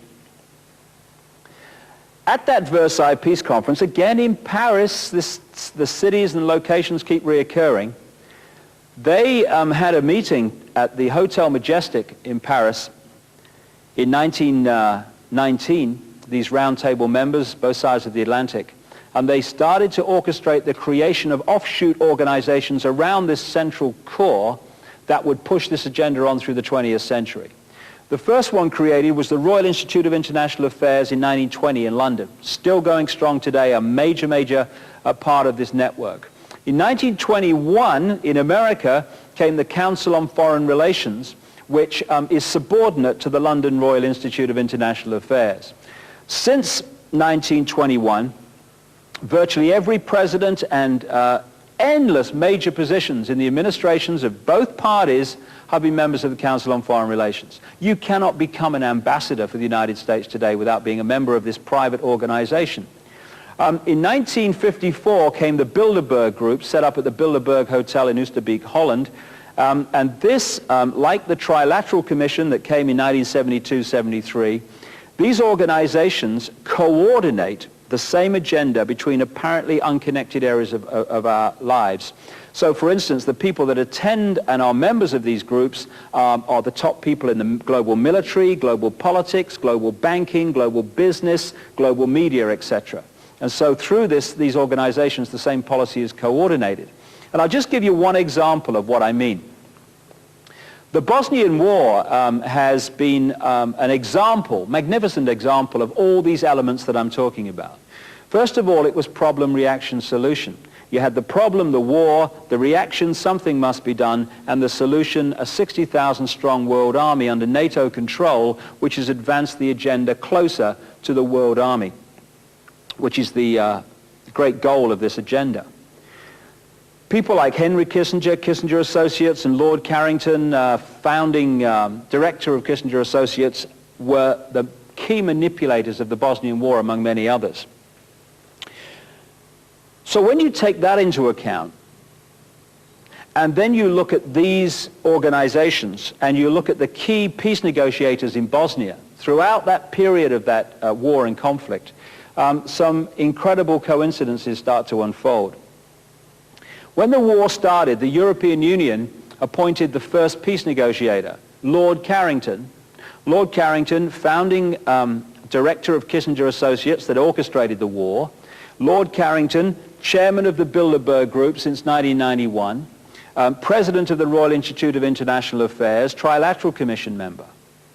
When he failed to achieve peace in Bosnia and the war went on, along came another European Union peace negotiator, Lord David Owen, Bilderberg Group, Trilateral Commission, and he was replaced when the war went on by Carl Bildt, the Swedish Prime Minister, Bilderberg Group. Working with them through this same period were the United Nations appointed peace negotiators. The first one was Cyrus Vance, Bilderberg Group, Trilateral Commission, Council on Foreign Relations.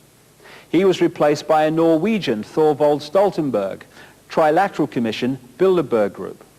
The war went on. The horrors went on. The clamor, something must be done, got louder and louder, politically and in terms of the general public. It was time to play the sting.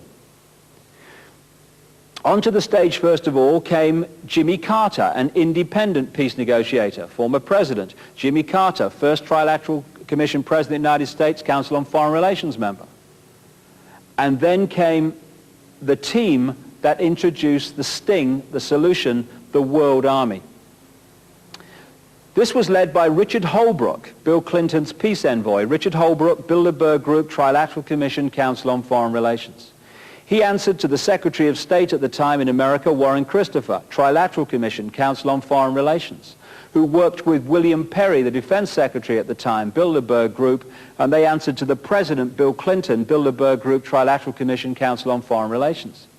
who answered to the unelected David Rockefeller and Henry Kissinger, leading executives of the Bilderberg Group, Trilateral Commission, Council on Foreign Relations. The first head of the World Army appointed in Bosnia was Admiral Leighton Smith, Council on Foreign Relations. And the ambassador in the former Yugoslavia through this period was Warren Zimmerman, Council on Foreign Relations. Just a coincidence, nothing to worry about. But unless you do this research, you think all these people are independent, when actually they're all connected. This roundtable network also accounts for the coordination of the media, because if you look at the three television networks in America, NBC, ABC, CBS, if you look at the Los Angeles Times, the New York Times, the Washington Post, the Wall Street Journal, etc., all over the world, you're looking at the people who control those organizations being members of this same roundtable network. Washington Post, Katharine Graham, Bilderberg Group, Trilateral Commission, Council on Foreign Relations, and so it goes on.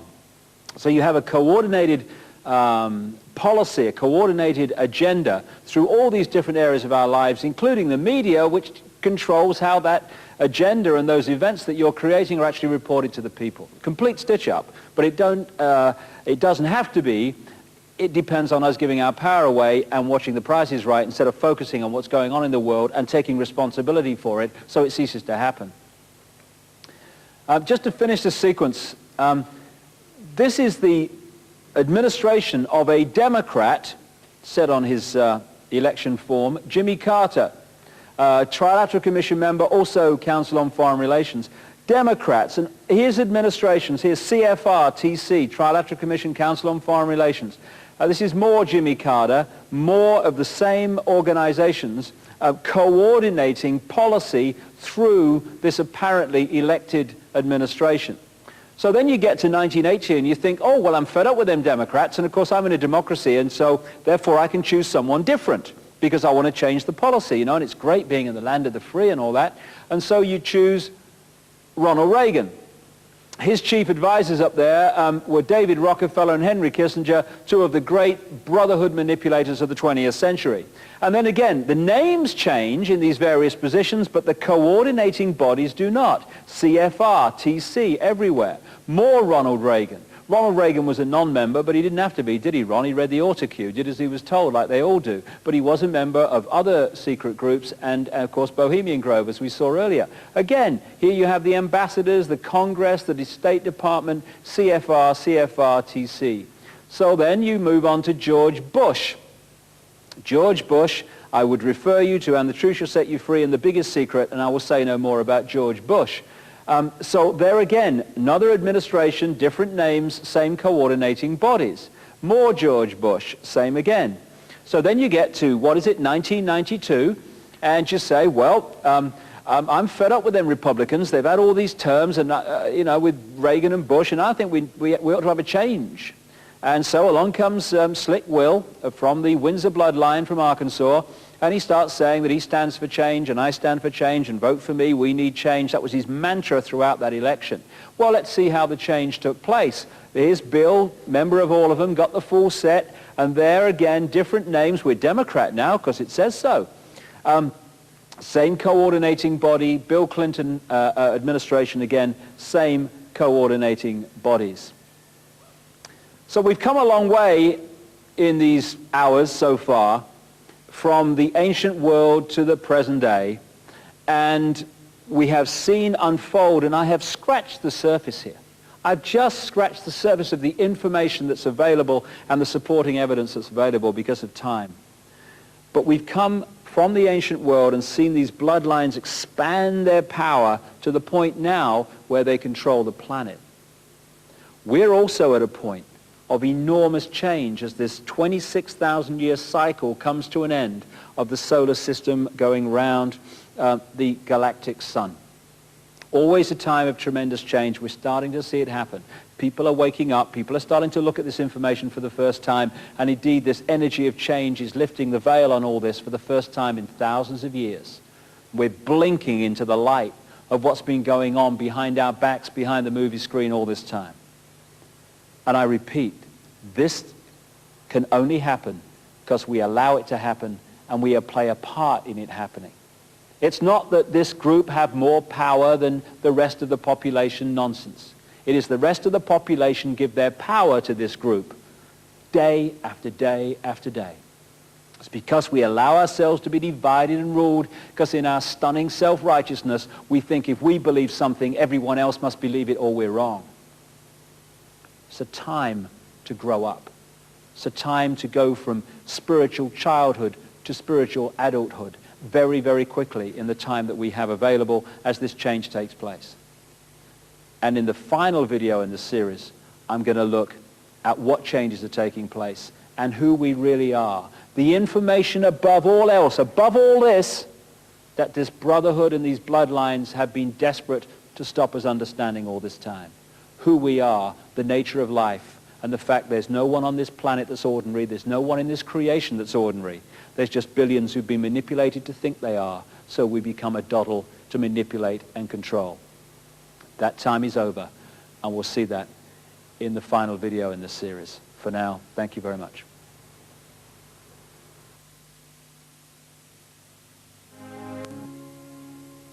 Well, it's many hours since I started talking here about this long story from the ancient world. And it's appropriate we finish in this final section on what we can do about it and how we can bring this manipulation to an end and bring freedom, true freedom, to this planet for the first time in literally thousands of years. And therefore, it's hardly surprising that it's this information that I'm going to be talking about now that has been most suppressed and most fiercely suppressed of all. Because if we realize who we really are and the nature of our true power to control our own destiny and control the direction of our lives, then the ability of a few to control the many becomes impossible. This is why we've had such emphasis over these thousands of years on creating religions and other prisons of the mind which have divorced us and kept us apart from the knowledge that would set us free. And we really come to another opposame, religion and science. As I document in my books, the same secret societies that created religion, all of them, were the same that created what we call science, this idea, excuse me if I insult your intelligence, that this world is all there is and we come from oblivion, and after a period in awakened consciousness of a few seconds or 100 years, we go back to oblivion. Get letters after your name for coming up for that, you know, it's amazing. And a big salary. Now these two things appear to be opposites. One saying God and all this stuff, and you must do what God says, and this one saying there is no God, and it's kind of, you're just a cosmic accident, darling. They have many things in common. They have one key thing in common. They're both saying that control of our lives is not here, it's out here somewhere. What science is saying is always just a random accident, mate. Just your luck. And over here in religion, it's saying, well, yeah, your destiny is controlled by whether you serve and do what God says. Oh, by the way, me and my long frock and nice collar, I know what God wants, so do what I tell you and you'll be fine, darling. And so religion was used for so long, and still is used massively, to control people and shut their minds off from the reality of who they are and the nature of their true power, life itself indeed. And when, particularly during the last couple of centuries, people began in increasing numbers not to buy that little scam, along came this world is all there is science to pick them up. And the idea of both, and indeed the creators of both, were high initiates of the secret society and mystery school network who knew that both versions of life were a load of old crap. If we don't buy either, we can see what they're trying to keep us from. We are given the choice of being controlled by God or being basically a cosmic accident, okay? What we are not given the choice to see from early in our lives, unless we have enlightened parents, is that we are not a physical body and we are not just an entity that lives in a physical world. We are everything that exists. Increasingly open-minded science, and my goodness me, it's about time we had some of that, is starting to confirm what mystics and people that talk about this have been saying for thousands of years. that everything that exists in the whole of creation, in this dimension and others, is the same energy in different states of being. And the vibrational state of that energy decides what that energy will manifest as. And therefore, we are not the physical body. That is our genetic spacesuit through which we experience this world. What we are is multidimensional consciousness that animates that body. And the question is, how much of that consciousness are we going to access? A little bit or massive amounts of it? We have a connection between our spiritual energy self and our physical self, which is called the chakra system. It comes from a Sanskrit word meaning wheels of light, and the Sanskrit language comes from the Aryan race that came out of the Caucasus Mountains. You know the score by now. Now, what these chakra vortexes do, and there's 7 main ones but many others, is that they interpenetrate our levels of being. So we have a mental level, which is an energy field. It's a frequency range. That's our rational thought, as they call it. We have an emotional level, which is another frequency range. We have a spiritual level, which is the higher dimensions of ourselves. And these levels are interpenetrated by these chakra vortexes, these wheels of light. And therefore, an imbalance on one level is, through this vortex system, transferred to other levels. This is why when we get very emotionally stressed, the first thing that stops happening is we stop thinking straight. We stop thinking straight because the imbalance on the emotional level has been transferred to the mental level, and bang, bang, bang, we go. Now, if this imbalance goes on, this emotional imbalance, it's transferred eventually to the lowest level of this system, which is the physical level. And it manifests in the physical body as a chemical reaction. Now, it's at this point that modern medicine comes in with its drugs and scalpels at the point of the chemical reaction. Therefore, it is treating the symptom of the energy imbalance, the emotional imbalance, not the cause. And I remember where I lived on the Isle of Wight, a little island off the south coast of England, the doctor's practice there sent out a letter to everybody who was in that practice, the patients and stuff. And it kind of encapsulates the whole thing magnificently. It said, patients are reminded that appointments with the doctor are for 5 minutes only, and this is not a time to discuss your other problems. What has been so massively missed is there are other problems creating the emotional imbalance and distress that are causing the physical illness. So if you look at the human entity as a whole, you're looking at a very different vision of who we are and health and every other aspect of life than if you think that we're just a physical body. And these chakra vortexes are drawing in, particularly what they call the base chakra, vast amounts of energy which we can create with in ways that I'll come to in a second. The more these chakra vortexes are closed down, the less energy they're drawing in, the less energy we have to work with and create with. And so from this high level of knowledge that I've been talking about over thousands of years, at the peak of this brotherhood network, they understand these things. And so much of the manipulation of human emotion and human thinking, human perception and human attitudes has been designed to close these vortexes down so we access a fraction of multidimensional infinity, this infinite mind that we're part of. There was an American comedian called Bill Hicks, great guy, died in 1994, who summed up this whole concept of life I'm talking about in this way, because he was a very bright man. He said, matter is merely energy condensed to a slow vibration. We're all one consciousness experiencing itself subjectively. There's no such thing as death. Life is just a dream, and we are the imagination of ourselves. And that's the key. What we imagine ourselves to be is what we physically create. So if we can be manipulated to imagine ourselves as ordinary, then we'll create ordinary lives. When the penny drops that we are all extraordinary, we live extraordinary lives, and this manipulation is over. We're like droplets of water in an ocean of consciousness. We're individual to an extent, just like droplets of water are individual. You can hold one in your hand. But those droplets together make up the ocean. Without the droplets, there is no ocean. It's the same with this infinite energy mind we call creation, God, whatever you want to call it Ethel, I'm not bothered. We are not part of that infinity. We are that infinity if we open ourselves up to reconnect with it. And this is where we come back to the eggshell. Because most people are manipulated through fear and sense of limitation to shut off from that infinity and all its infinite wisdom, love, understanding that is available to be tapped any time, because it's us.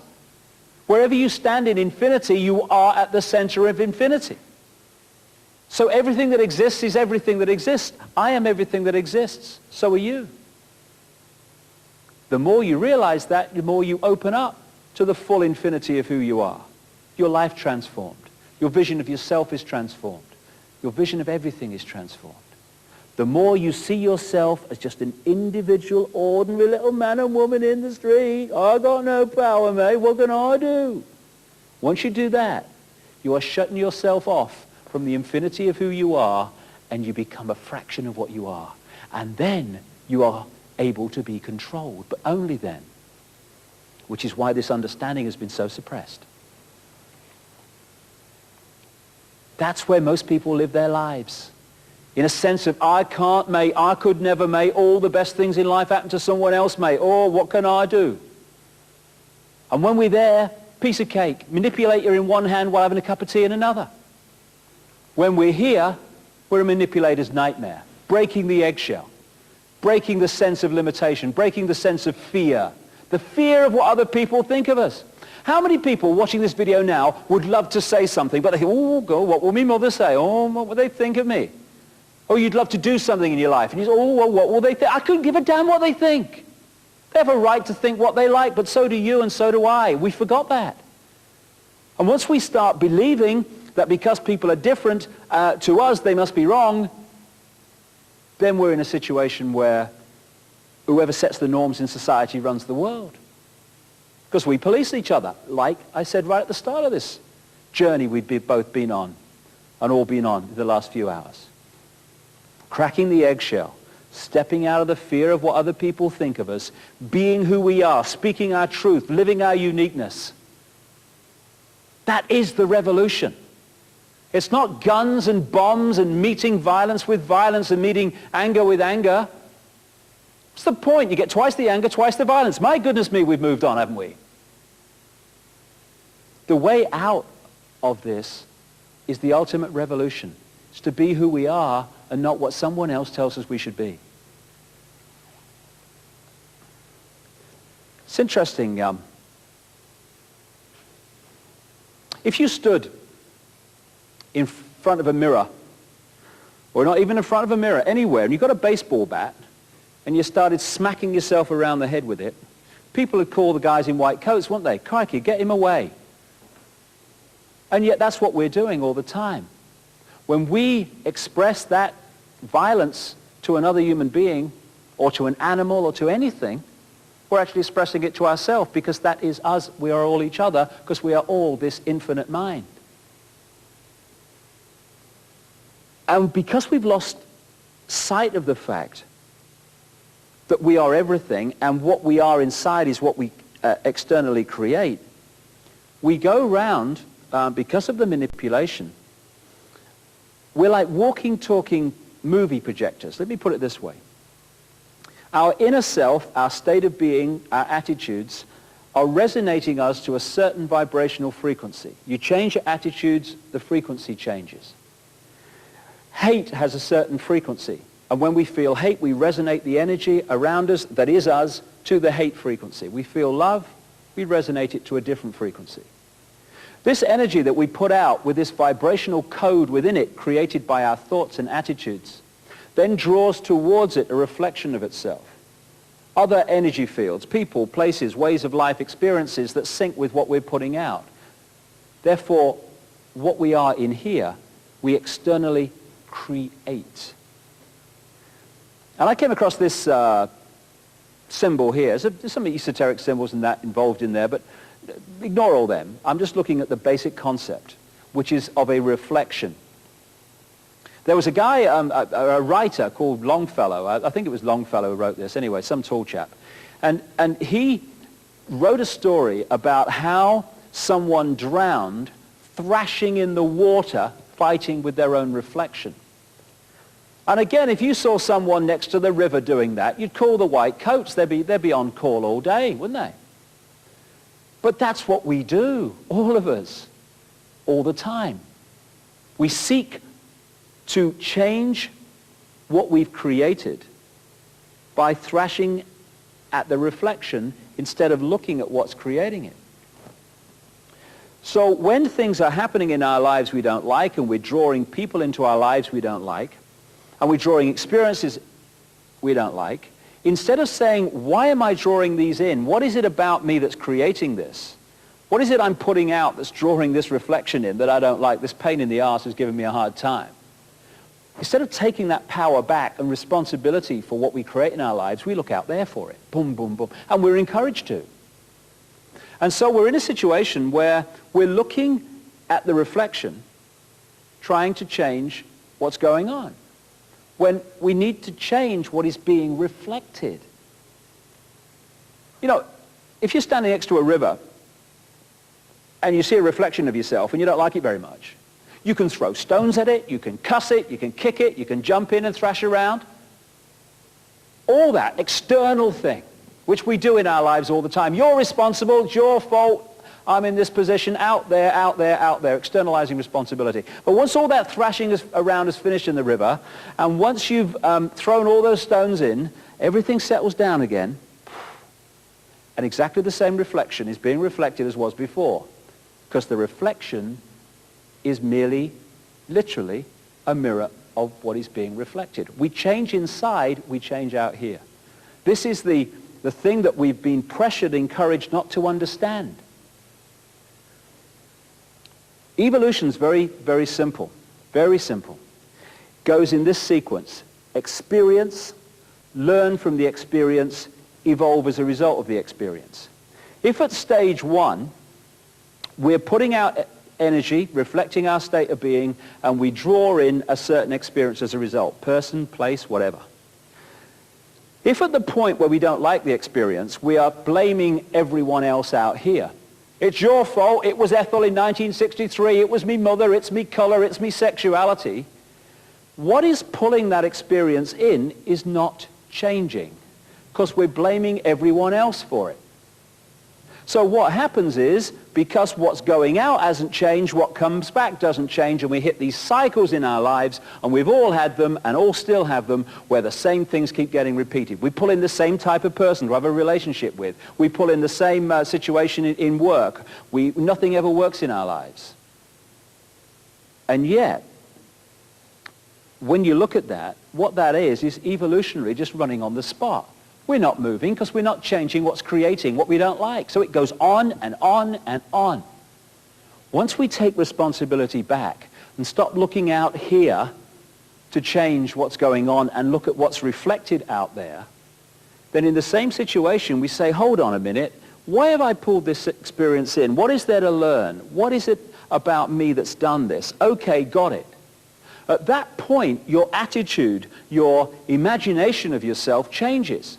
When that changes, what you resonate out changes, so you start pulling in different experiences that reflect the new vibration you're putting out and not the old one.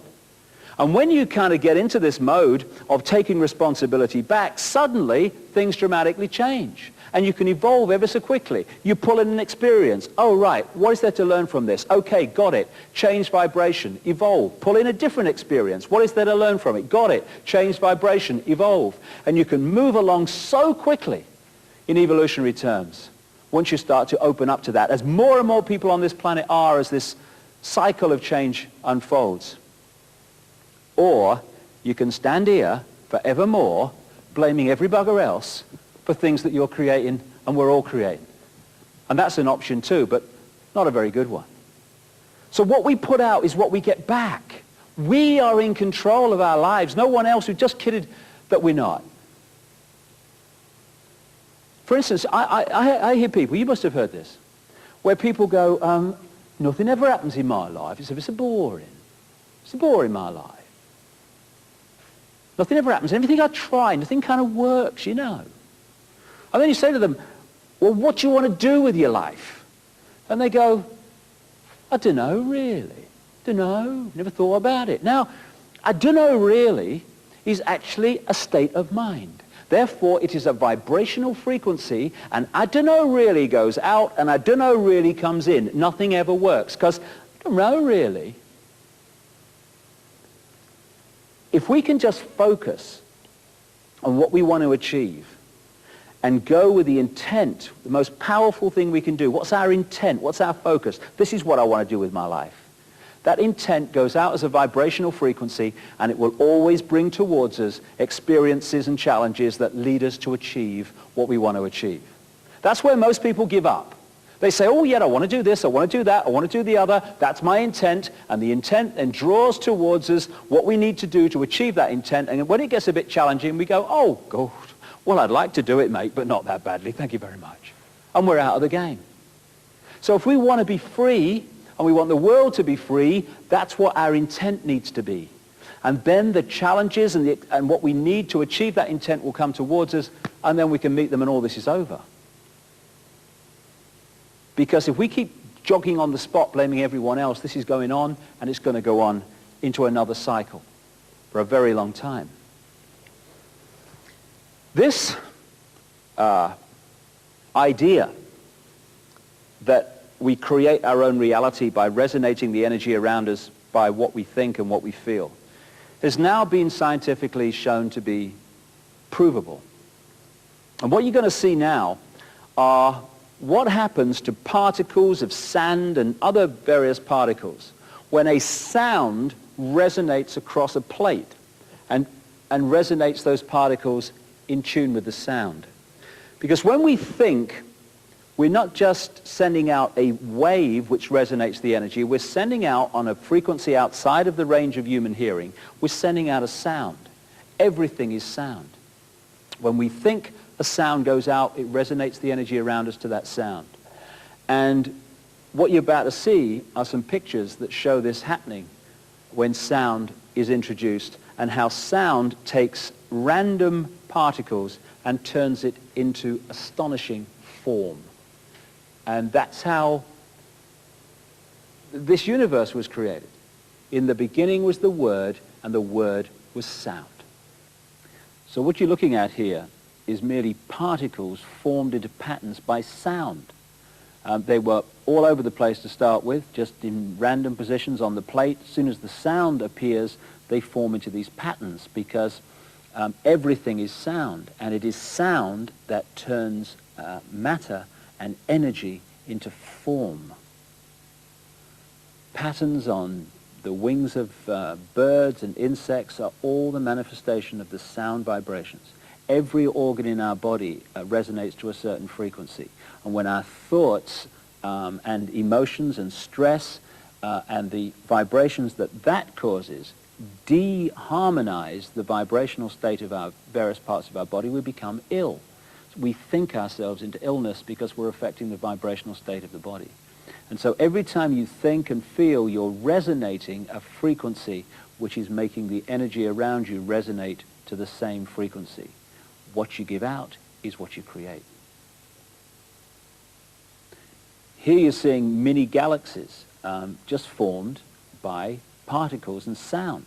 This is how the galaxies and the universe and the solar systems were formed and continue to be held in the structure they're in through sound. If the sound changes, the matter changes, the energy changes. So when you look at what it says in texts like even the Old Testament, in the beginning was the Word, and the Word was sound. And sound is everything. When you think and feel, you create in sound. This is how the heart beats at a certain resonance. All you're looking at here are interacting frequencies making a beat. And so while the frequency of the heart is at the right level, it beats in the normal number of beats a minute. But when we become stressed, we affect that frequency and the heart beats faster. And so everything is sound, even the human heartbeat, and the interacting frequencies that make it happen. We've seen the galaxies, and now here are the planets forming, just on a plate from particles caused by sound passing through them. This planet has a resonant frequency. It's called the Schumann cavity resonance. But basically, while that frequency holds, the planet will hold its present form. If the frequency changes, the form will change. It's the same with everything. And here you see sound being passed through ion filings and particles, and therefore creating form once again. And from these pictures, it's hardly difficult to see how the human body is formed through sound resonating energy, and how that physical form is held as long as that sound matrix is held. But once that changes, the physical body changes. So there you've seen, with stunning effect, how sound creates form, how galaxies are created, how planets are created.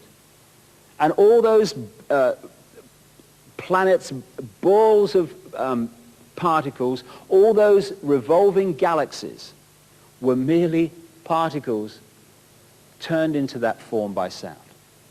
And when you think, you create a sound and you change the world, or the world you're immediately living in. We are fundamentally in control of our lives.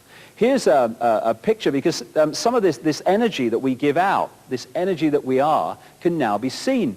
Kirlian photography and other forms of photography can now picture the image of the energy that is actually animating our body. What is really the eternal us? And here you see someone's finger and the energy going off it. And the nature of that energy depends on what we're thinking and what we're feeling at the time.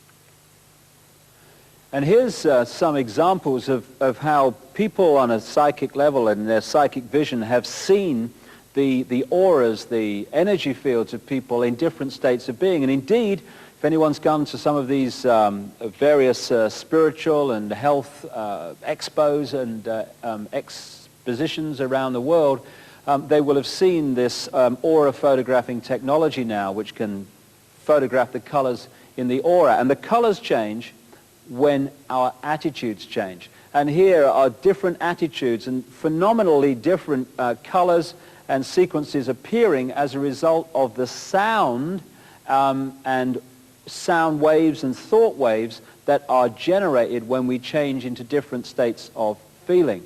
And the more we change our energy field, the more we draw in different people, different experiences, we change and we create our own reality.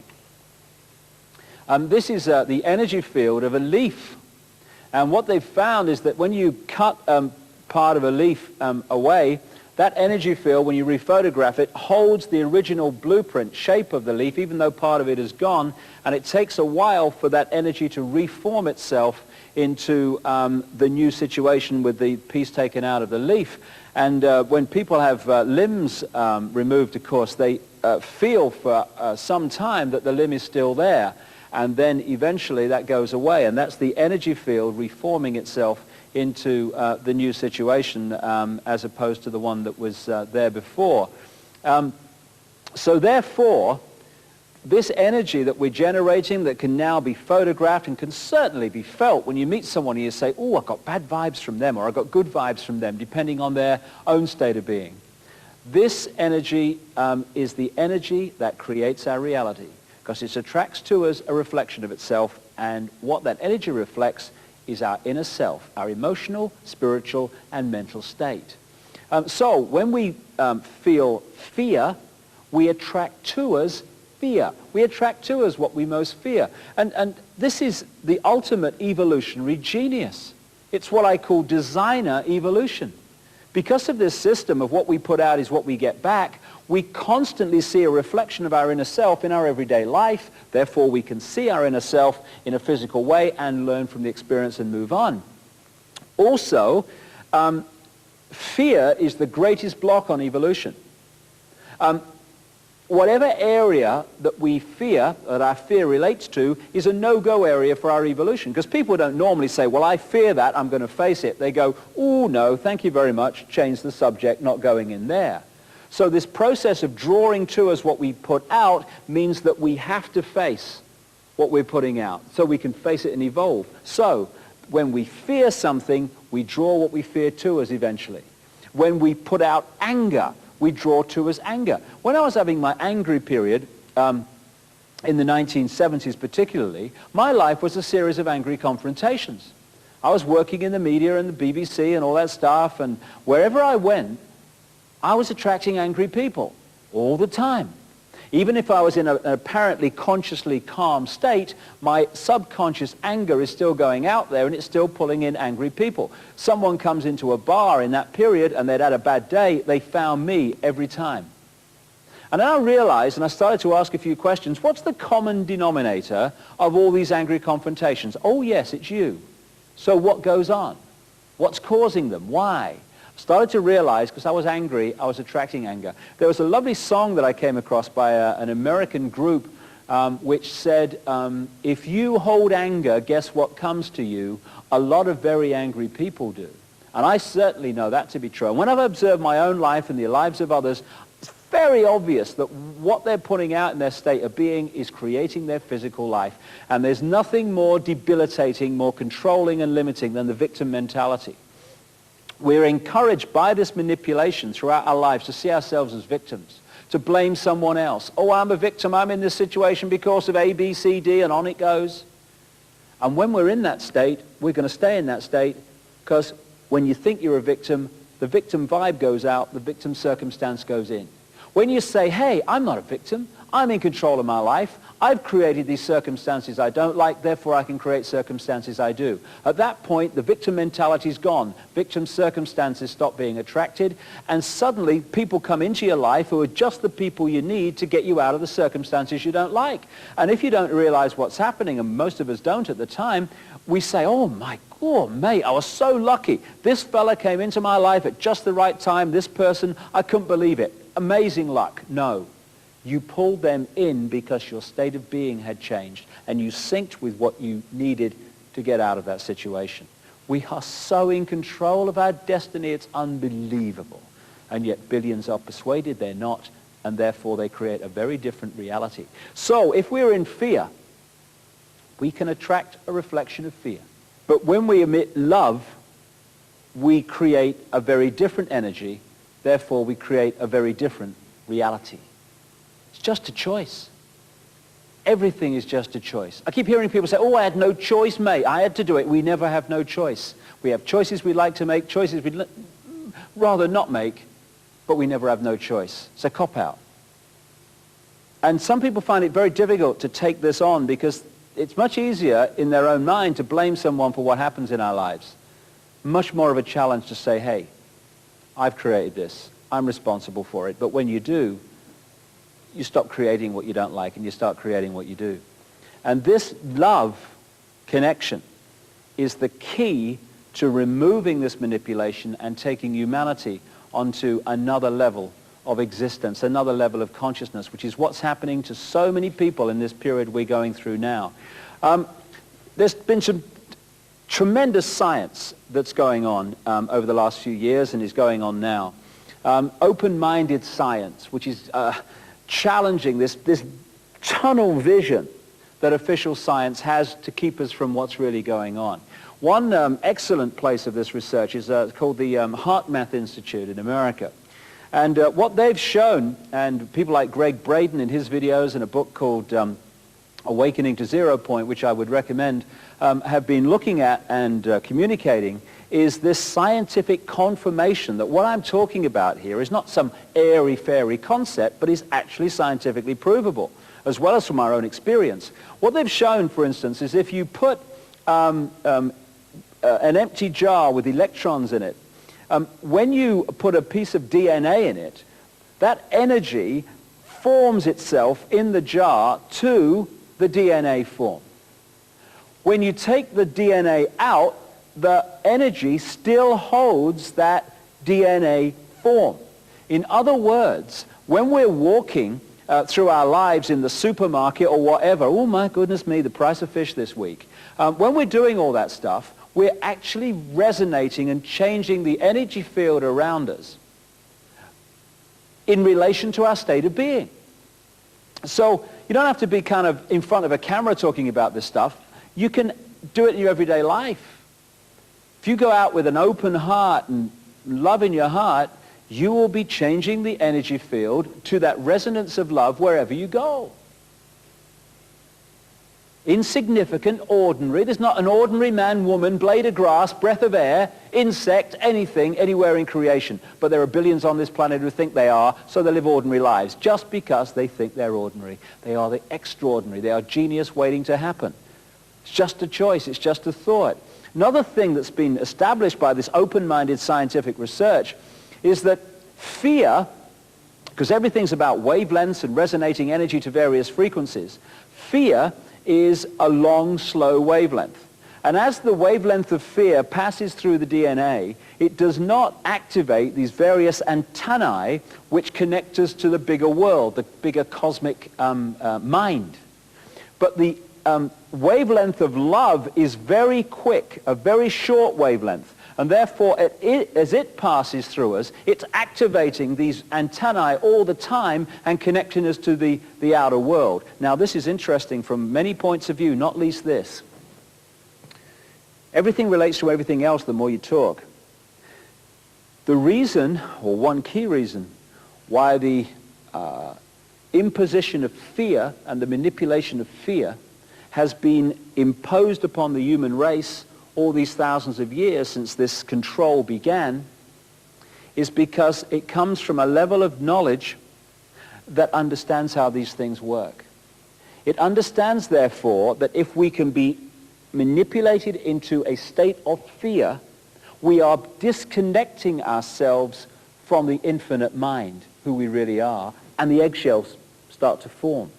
When we open ourselves to love and this heart vortex opens, we start to reconnect with all that exists and all we really are. So the pressure has been to keep us in fear and to keep us in conflict, i.e. fear. And also it's been understood that because we create our own reality by our state of being, our imagination of ourselves, it's been understood that if through outside influences, manipulations, propaganda, etc., our imagination of ourselves can be manipulated to be ordinary man and woman in the street, I've got no power, then through this process, our imagination of self, I am ordinary and powerless, will create a physical experience of being ordinary and powerless. So therefore, billions of people on this planet are being manipulated through this process of indoctrination to create a lifetime of ordinary, powerless existence, when if this changes, it's all gone.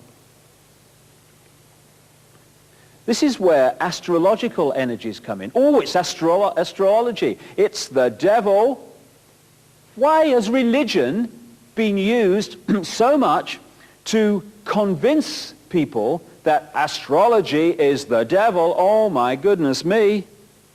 Because we're not supposed to realize the power of astrology. If you look at an astrological reading in a tabloid newspaper, we're not interested. But when you look at it as a science, it's very simple.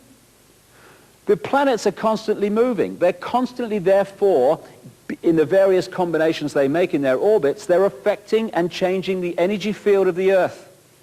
We live in that energy field. When the Earth's energy field changes, we are affected. Therefore, planetary sequences affect the Earth's energy field, and we're affected. Astrology. So when we're born at a certain time in a certain place, when we're born, some people say conception, and I wouldn't dismiss that. When we're born, however, we take on the energy field in that place at that time. And as we go through our lives, that energy field we took on at birth, because of the place and the time we were born and the places of the planets were at that time, then that interacts with the planetary movements through our lives in a different way to someone born 10 minutes or 10 months later or 10 years later at a different time, because they will have taken on a different energy field because the planets were in a different place. Therefore, the planetary energy field of the Earth would have been different at the time they were born. And so we interacted in different ways through our lives. This is why they've shown so often, again and again and again, that twins that are separated at birth, when they find each other in adult life, the lives they've led and the things that they've done have been incredibly similar, because they took on basically the same energy field at birth.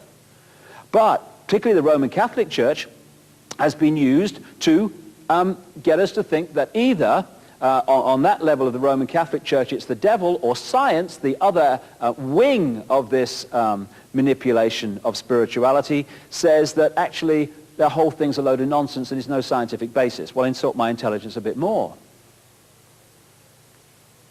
Why is it, if it's a nonsense, does this brotherhood have key times, key places to have its summits, its economic collapses, its meetings, to set up its companies? Why have I met so many astrologers around the world who are on retainers from transnational corporations to tell them when the best time is to launch a new product, to do a takeover or whatever? Because they understand that astrology is reality, because it's the manipulation of energy. They just don't want us to know it. And of course, Christianity and other religions have been used to destroy the credibility of astrology and these other esoteric concepts, which has created a position of enormous irony. So many in the Christian Patriot movement in America have sussed and realized that the basic manipulation is going on and the nature of the scam. But they have been persuaded that the way to bring an end to the scam is the devil incarnate and the Antichrist. So they've identified the prison, but they won't go through the door to get out of it. So we are beings that come into physical incarnation, and we are trying to balance these various pressures and energies and manifest a balanced whole. So incredible challenge in this dense physical world, and we need to be kind to ourselves that this is happening, because so often the challenges that we get are really, really extreme, especially now as this change unfolds. We need to be kind to ourselves, because this is not an easy place to live and to evolve because of the pressures we're being asked to balance. But the evolutionary spiral is so simple. Someone said to me once, that evolution is like going round a mountain. You keep facing the same view, but you see it completely differently, from a completely different angle. So down here in the evolutionary spiral, you'll have an experience, and you'll say, it was his fault, it's your fault that I'm in trouble, and how dare you. And then as you evolve, you face exactly the same experience, but then you say, why have I created this?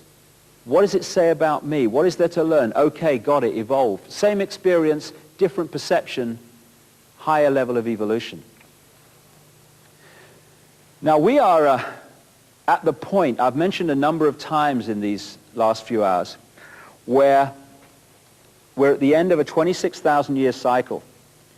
As I travel the world, it's obvious that there's an awakening going on, and again, the science is starting to identify it.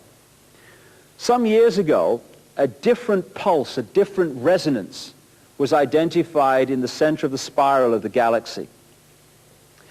More recently, probes that have gone to investigate what's going on the sun have identified that tremendous changes are going on in the sun. Its magnetic field is falling, and there's incredible solar flare activity that's starting to emerge, which will be very powerful in the years ahead and fundamentally affect us.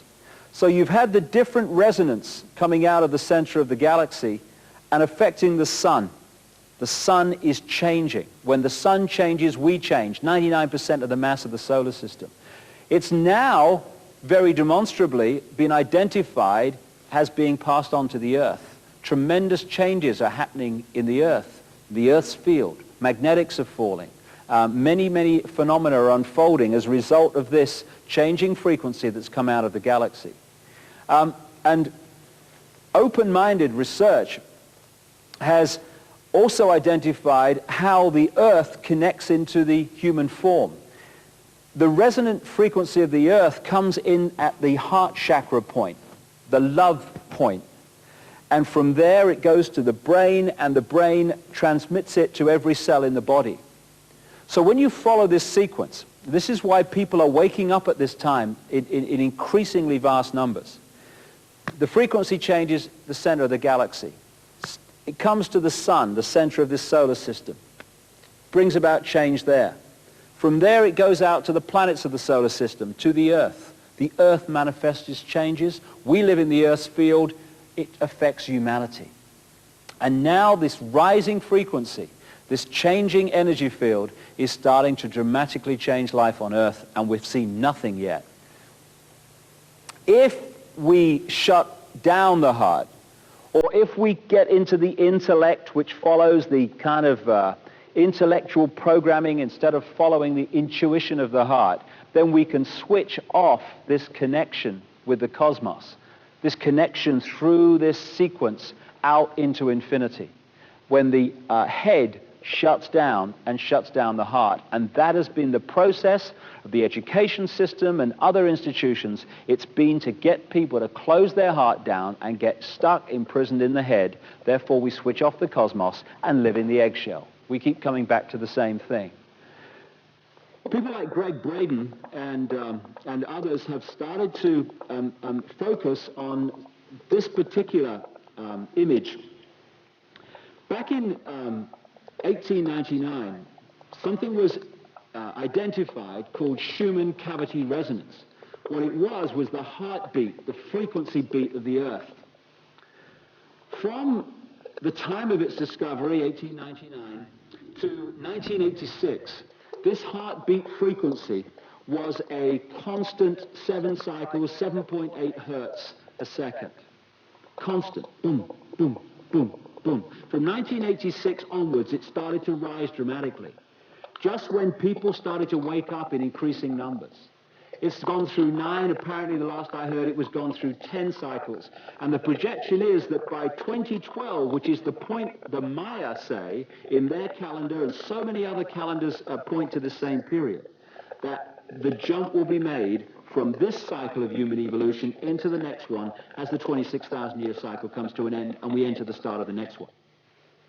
At the same time that this resonant frequency of the Earth, boom, boom, boom, boom, is getting quicker, and therefore affecting us, coming in through the heart for those that are open and resonate in our bodies increasingly and changing our minds and our perception of life, the magnetics of the planet are also dropping, like they are on the sun, very dramatically. 2,000 years ago was the peak of this cycle when the Earth's magnetic field was at its most powerful. It's been falling ever since, and it falls exponentially. The quicker it falls, the more it falls, the more it falls, the quicker it falls. And the projection is that what Braden calls 0 point, 2012, is that the magnetics will reach virtually zero, if not zero, on the planet, and 13 cycles a second will be reached by the Schumann cavity resonance, the heartbeat. Now, one thing's for sure, at that time, The Price is Right ain't going to be on the telly, because this world is going to be very, very different by then. And this is what we're heading for now. Now, the reason this brotherhood have focused on the millennium rather than this real point of change, because we have the millennium because of the Gregorian calendar, which came out of the Vatican, they are trying to do a situation through the microchipping whereby we are held back artificially from making this leap of consciousness into a totally different state of being. Why is the magnetics of the planet falling? Very simple. When you put an electrical charge through an iron bar, it creates a north and south pole. When you put the charge the other way, the poles magnetically flip. If you look at the geological and other evidence, this has happened again and again on this planet, many, many times. There has been a magnetic pole shift when the whole magnetic field of the Earth has flipped, which has, of course, serious consequences and brings about tremendous change. Now, what is it that creates the Earth's magnetic field? It is the Earth spinning. Therefore, it throws out this electrical charge that creates the Earth's magnetic field. One other thing that's being identified as this change unfolds is that the Earth is spinning slower and slower. As it does so, the power of the magnetic field that it creates is getting less and less powerful. And again, the projection is around 2012 that the Earth could stop spinning altogether for about 3 days, and then start to spin the other way. And what will happen at that point? The poles will flip magnetically. And the poles will change, and that, the geological and other records show, has happened again many times. Indeed, you look at some of the ancient texts and descriptions, they talk about phenomena that fit very well into this happening before. They talk about the longest day, the longest night, and what have you. So we're entering a period of fantastic change which is getting faster all the time. And we have two challenges here. Two challenges, one after the other. The first is to open our minds, start taking responsibility back, and remove this edifice of control and suppression of information, which will allow the full flow of knowledge of who we are to flood into the public arena.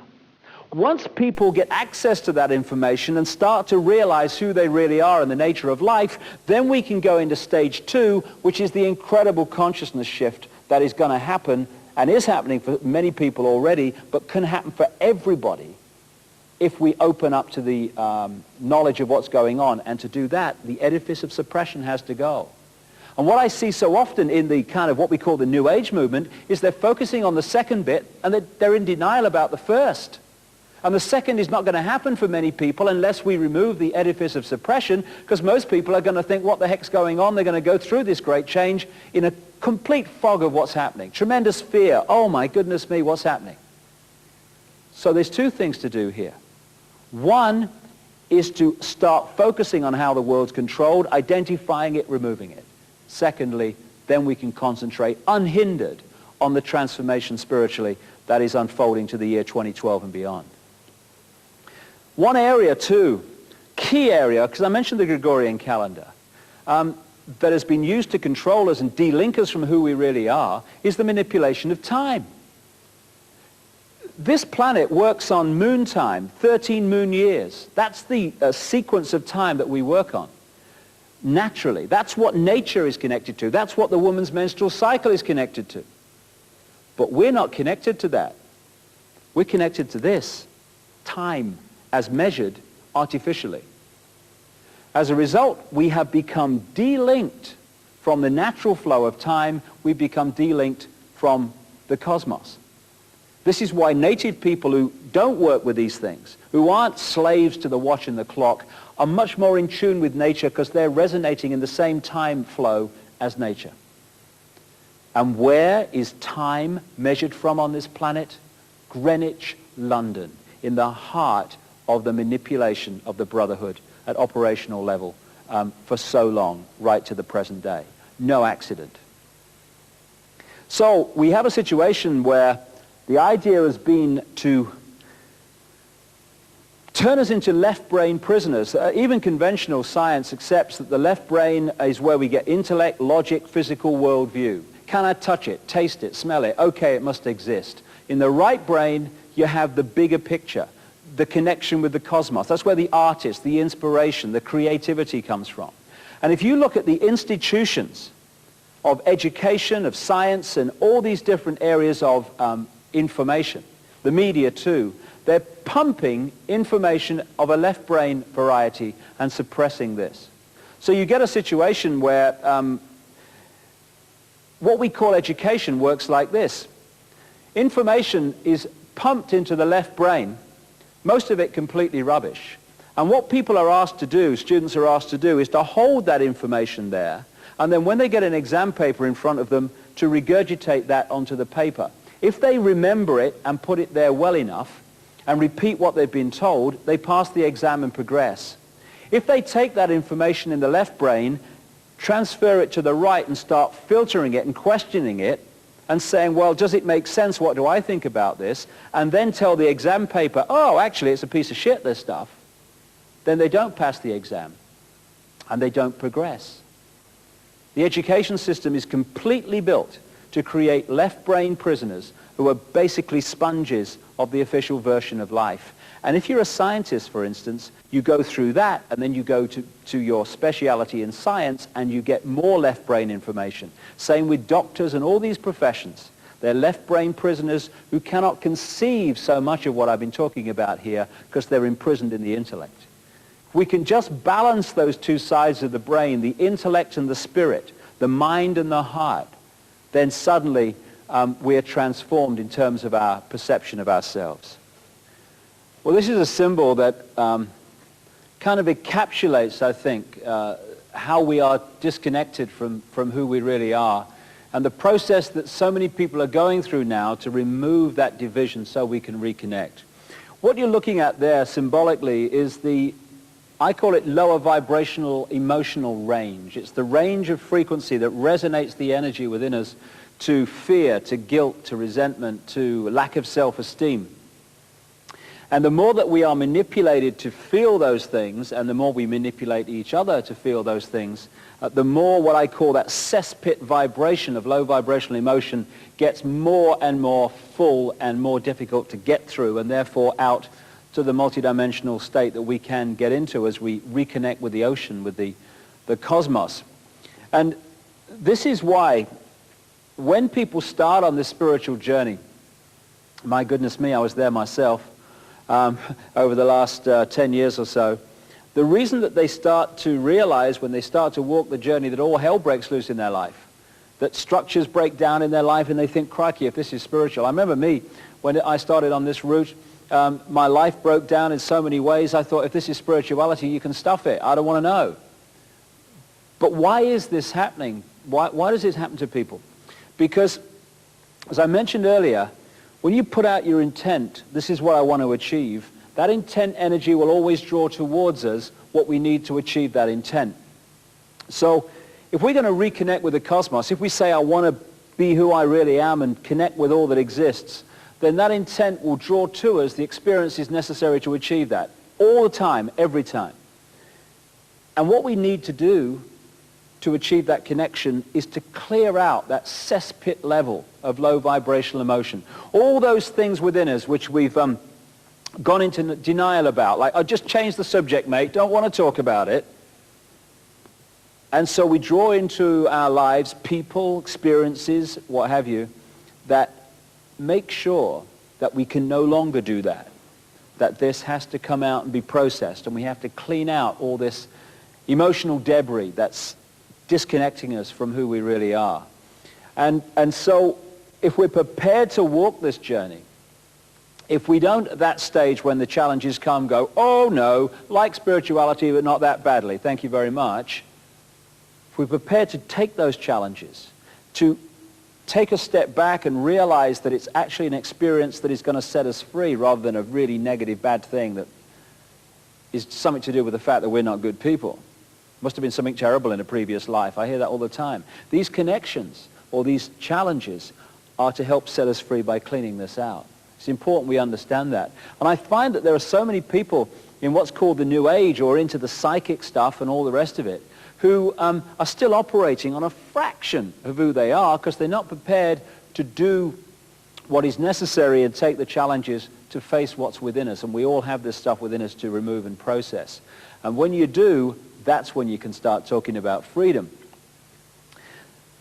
And it's coming back, as we come to a close here, to the same thing again and again, the way to freedom.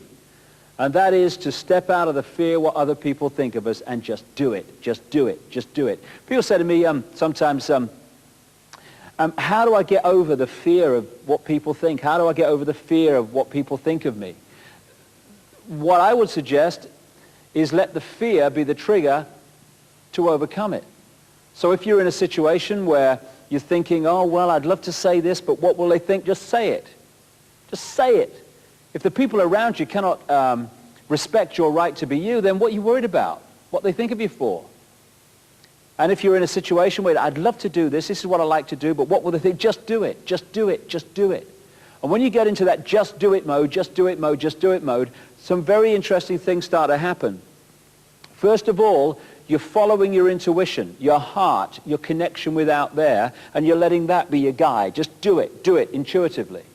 And after a while, and I've seen this in my own life, although the head is screaming, oh my God, what are you doing? Eventually, you start to realize that when you follow your intuition, although it might set up great challenges to start with, and you think, oh my goodness, what have I done? Eventually, you see that everything was exactly what was necessary to bring about a positive outcome. And after a while of doing this, of just doing it, just doing it, just doing it, your mind, your head starts to look at this, and it realizes that every time you follow your intuition, although it's a challenge, eventually everything works out tremendously well. And what happens then is the head and the heart come into sync. And what you think and what you feel become the same thing. And that's when we start to connect with who we really are and the true nature of our power to manifest our own destiny. Just do it. And I'll just finish with this one, which I think kind of sums up all that I've been saying in this particular area of the story. People talk about a soul and the fact that we have a soul. For me, what we call soul, the highest expression of ourselves, is pure love. I don't care who you are, what your background is, what you've done. I don't care if you're Henry Kissinger or George Bush or David Rockefeller or the Queen of England or any of these guys that have been manipulating the world and still are. At that level of yourself, you're pure love. Everyone is. But we can become disconnected from that level and manifest in that disconnection anything but pure love. But that's what we all are, all of us. And when we get disconnected, that's when the problems start and the imbalances start and the imbalanced behavior starts. When we're born into a physical body, if we maintain that connection with pure love, soul, then we have everything we need for a balanced life. We have the eyes and ears information coming in, telling us and giving us a fix about the world around us, and we have the connection with soul, the big picture, the intuition, mission control, which is guiding us from another perspective. We have both. Symbolically, it's like a spaceman on the moon, where you're in that big spacesuit, symbolic of the body, and you've got the eyes and ears information giving you a fix on what's happening on the moon around you. But you've also got mission control, the big picture, giving you the big picture guidance. This is what comes next, then do that, and this is what's next on the agenda. Symbolic of intuition. Imagine what would happen if someone came along and cut or dramatically reduced that spaceman's connection to mission control. Suddenly, this is the only information and the vague memory of what should have been happening at this time. They're the only fix we have on who we are and where we are. And that spaceman's behavior would dramatically change within seconds and minutes compared with what it would have been had mission control stayed in big picture contact. And that symbolically is what happens to us when we come into this world. When we're born, the conditioning starts. The programming starts to disconnect us from mission control, the big picture, soul. So the eggshells start. We start to be conditioned to see ourselves as either just a physical body or subjected to some God and what have you. The programming gets started from the moment we become conscious. A friend of mine once said something very true. If you're born to loving parents and they tell you that 2 and 2 equals 5, and then you go on to nice teachers and they tell you 2 and 2 equals 5, and then you go on to university and professors with letters after their name tell you 2 and 2 equals 5, all your peers around you are telling you the same because they've been through the same system. The media is telling you constantly 2 and 2 equals 5. It's no surprise that the vast majority of people go through their lives believing 2 and 2 equals 5. The conditioning of belief which disconnects us from who we really are. And if we can just break that eggshell and we can express the true nature of who we are and not live someone else's version of what we should be, when the eggshell cracks, we reconnect with mission control. And at that point, we taste freedom. And that is the challenge now that we all have and the opportunity we all have. The Chinese have a word that means both danger and opportunity. We're at the point now of that choice. Because that's what life is. It's a choice and learning from the consequences of the choice and making different choices and learning from the consequences of them. That's what evolution is. And we're at a point now where we can make incredible leaps as this 26,000-year cycle comes to an end. The next 15 years are going to transform life on Earth. They're going to transform the nature of our perception. They're maybe going to transform some of the physical Earth also. One thing's for sure, it's going to be one heck of a challenge. But no matter how challenging it gets, one thing remains constant. We live forever. We are everything, and everything is us. Whatever we're experiencing in this moment, it's just an experience. We live forever. And if we can hold that focus of who we are, we get out of ordinary little man and woman in the street, I've got no power, to I am everything that exists and I can manifest and create whatever I want. We are genius. We've forgotten we're genius. And that's why a few people run the world. I'm going to end with some words by a singer in America who wrote new words to the American national anthem. To get away from the nationalism, he called it the Earth Anthem. And the world that he describes here is the world that is just a thought away, just an open heart away, just a change of perception away. We can think hate, we can think love. We can create a world dominated by hate and fear, or we can create a world dominated by love, compassion. It's just a choice, and we all have the opportunity to do that. So I'll leave you with these words, with the emphasis that this is the world we can and will create. When we heal ourselves, we heal the world. When we change ourselves, we change the world. When we love ourselves, we love the world. And when we love the world, it manifests in a very different form to the one I've been talking about these hours over these thousands of years of manipulation. Freedom is upon us. Time to grasp it. I hope you've enjoyed it. Thank you very much for your time.